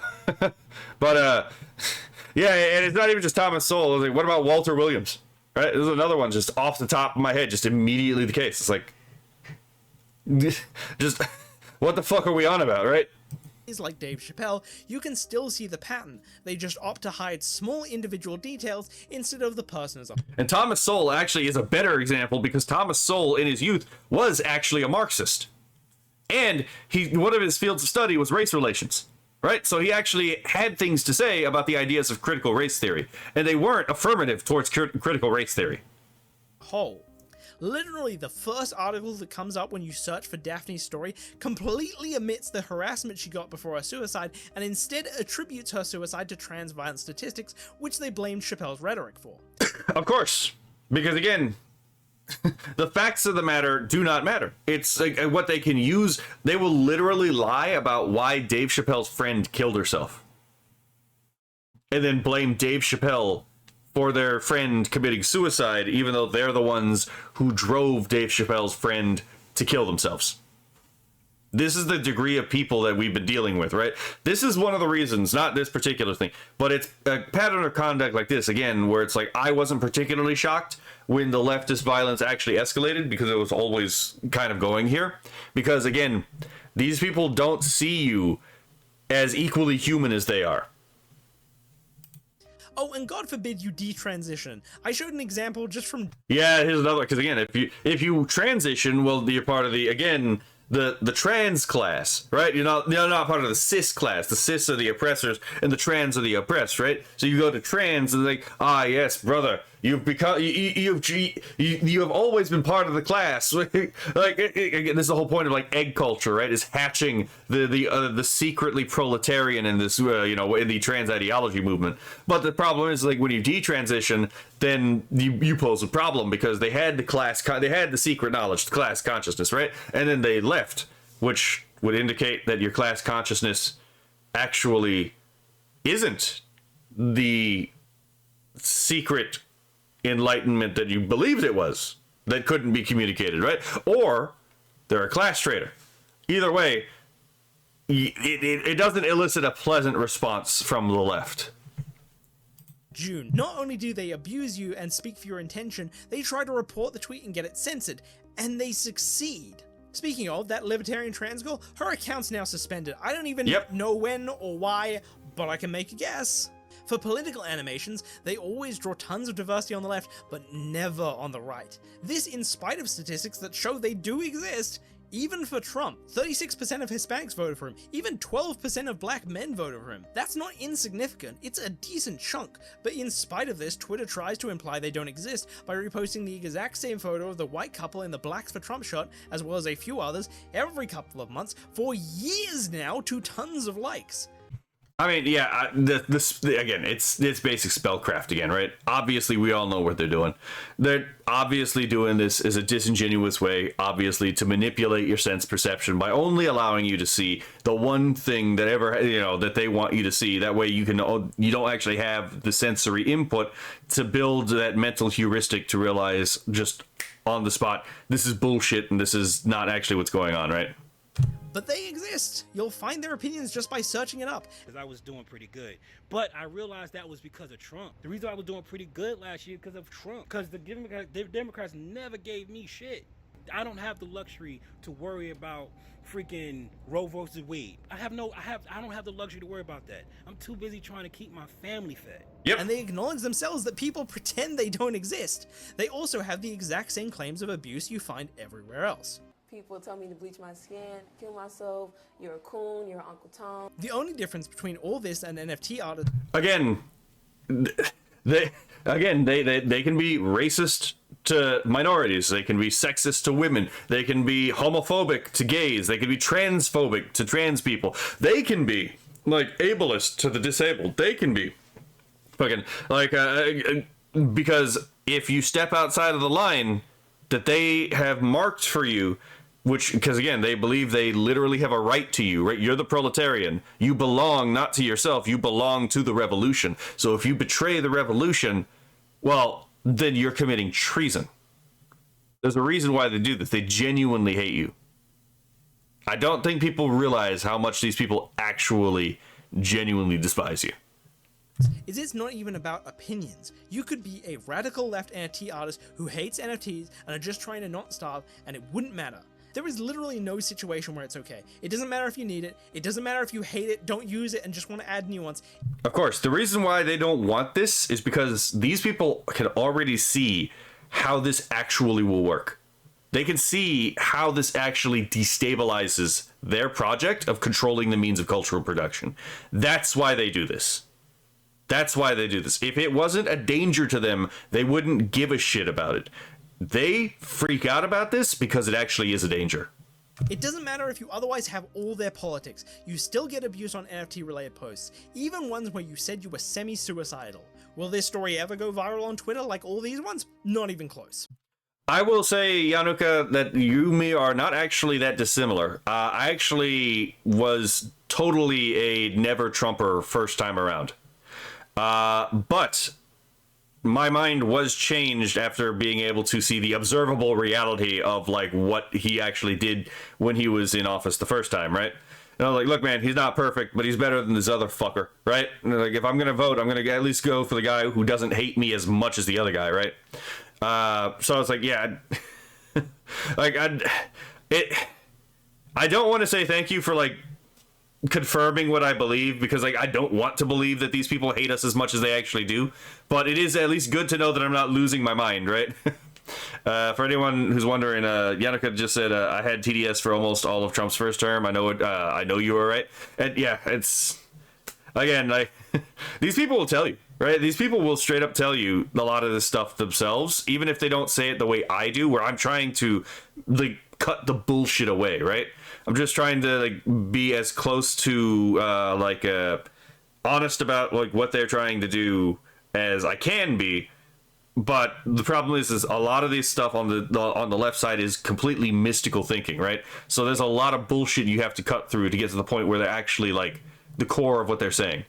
Boy, do they find me treasonous. Fair enough, right? Well, I mean, to be fair, I'm Schrodinger's white, right? I am brown or white depending on what my political beliefs are, apparently. But yeah. It's there's a lot of us who were part of the Never Trump or who had TDS who then realized we were actually wrong about this, right? Again, was he perfect? No, there's still a lot to complain about, but it could have been way fucking worse, let's be totally honest. There is no situation where it's okay, because crypto at its very core was at odds with the pro-artist folks. Yep. Because they don't care about artists. They never cared about artists. They cared about having a political cudgel, and crypto got in the way of it. Exactly, because on the leftist view of history and the progressive view of history, man is not an end in of himself. His life does not justify itself. Man is a tool to be used and discarded by the historical process, right? That is the ultimate fate of man. That is the best thing that can happen to a man, is to be used by history and then ultimately discarded by history. It is a ultimately malevolent and evil view of man, which necessarily results in the instrumentalization of the life of man. They want to accuse capitalism as instrumentalizing the life of man. It is they themselves who instrumentalize the life of man, because they believe man can be used and discarded. So they backstabbed artists. It's okay to disagree. It's okay to not like crypto. There are plenty of even artists who don't like crypto. I don't want to portray this without some level of nuance. Simply disagreeing does not make a backstab. But acting Obviously like not. you care so much about artists while abusing them, being complicit in that abuse, lying about them and erasing them from existence, making malicious assumptions about their motives, dismissing their struggles and giving zero benefit of the doubt to their individual situation, actively trying to ostracize them and pressuring others to do the same, or even to some extent just retracting your own support while being pro-artist, all while not making any attempt to check if the justification for such extreme actions was undisputed, let alone inaccurate. That is a backstab.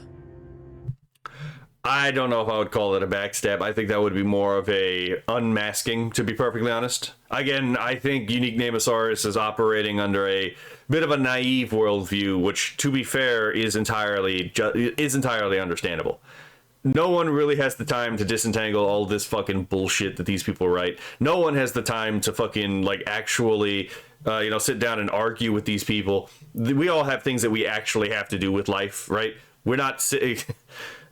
The only reason I have this kind of thing is because I had a lot of time to actually listen to people, like, at work, right? Like, I could actually sit down and listen to these people because of the particular job I actually had. But I can get it. I get why, like, no one is really caught up in a lot of this stuff. I'm not even caught up in a lot of this stuff. I decently, can't try to correct Kirsha or Leaflet on certain things that they miss. And even I'm not really caught up to speed, to be perfectly honest. I'm still like trying to figure out some of the stuff already. So it's like, I can see why, again, most people just aren't caught up on this, because I'm not caught up on it, right? But for the specifics, extra evidence, extra clarifications, rebuttals to potential counter-arguments, how this fits into my current copyright stance, and me getting very, very fucking angry at a bunch of YouTubers I am ashamed to share a community with, please watch the full 8 hours. And please support artists. I'm not going to say support artists. I'm going to say selectively support artists. Do not support people who want to see you die, but be absolutely willing to support people that, actually want to see other people flourish, right? That's my opinion. But yeah, I'm not going to, obviously you can see the runtime right now. We're pushing 5 hours. So this was probably a 4-hour react right here.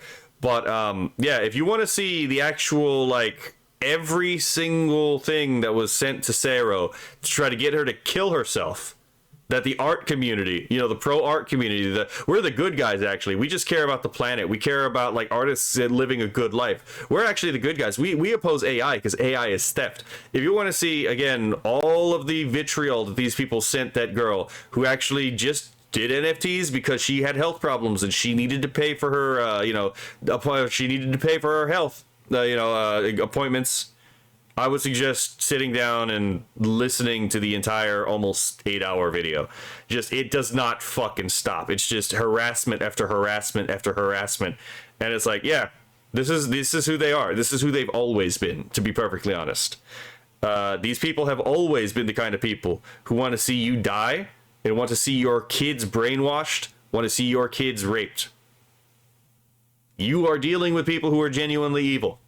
And, I don't think people really appreciate how fucking malevolent these people actually are. They did this to a girl because they tried to get a girl to kill herself because she tried to make NFTs.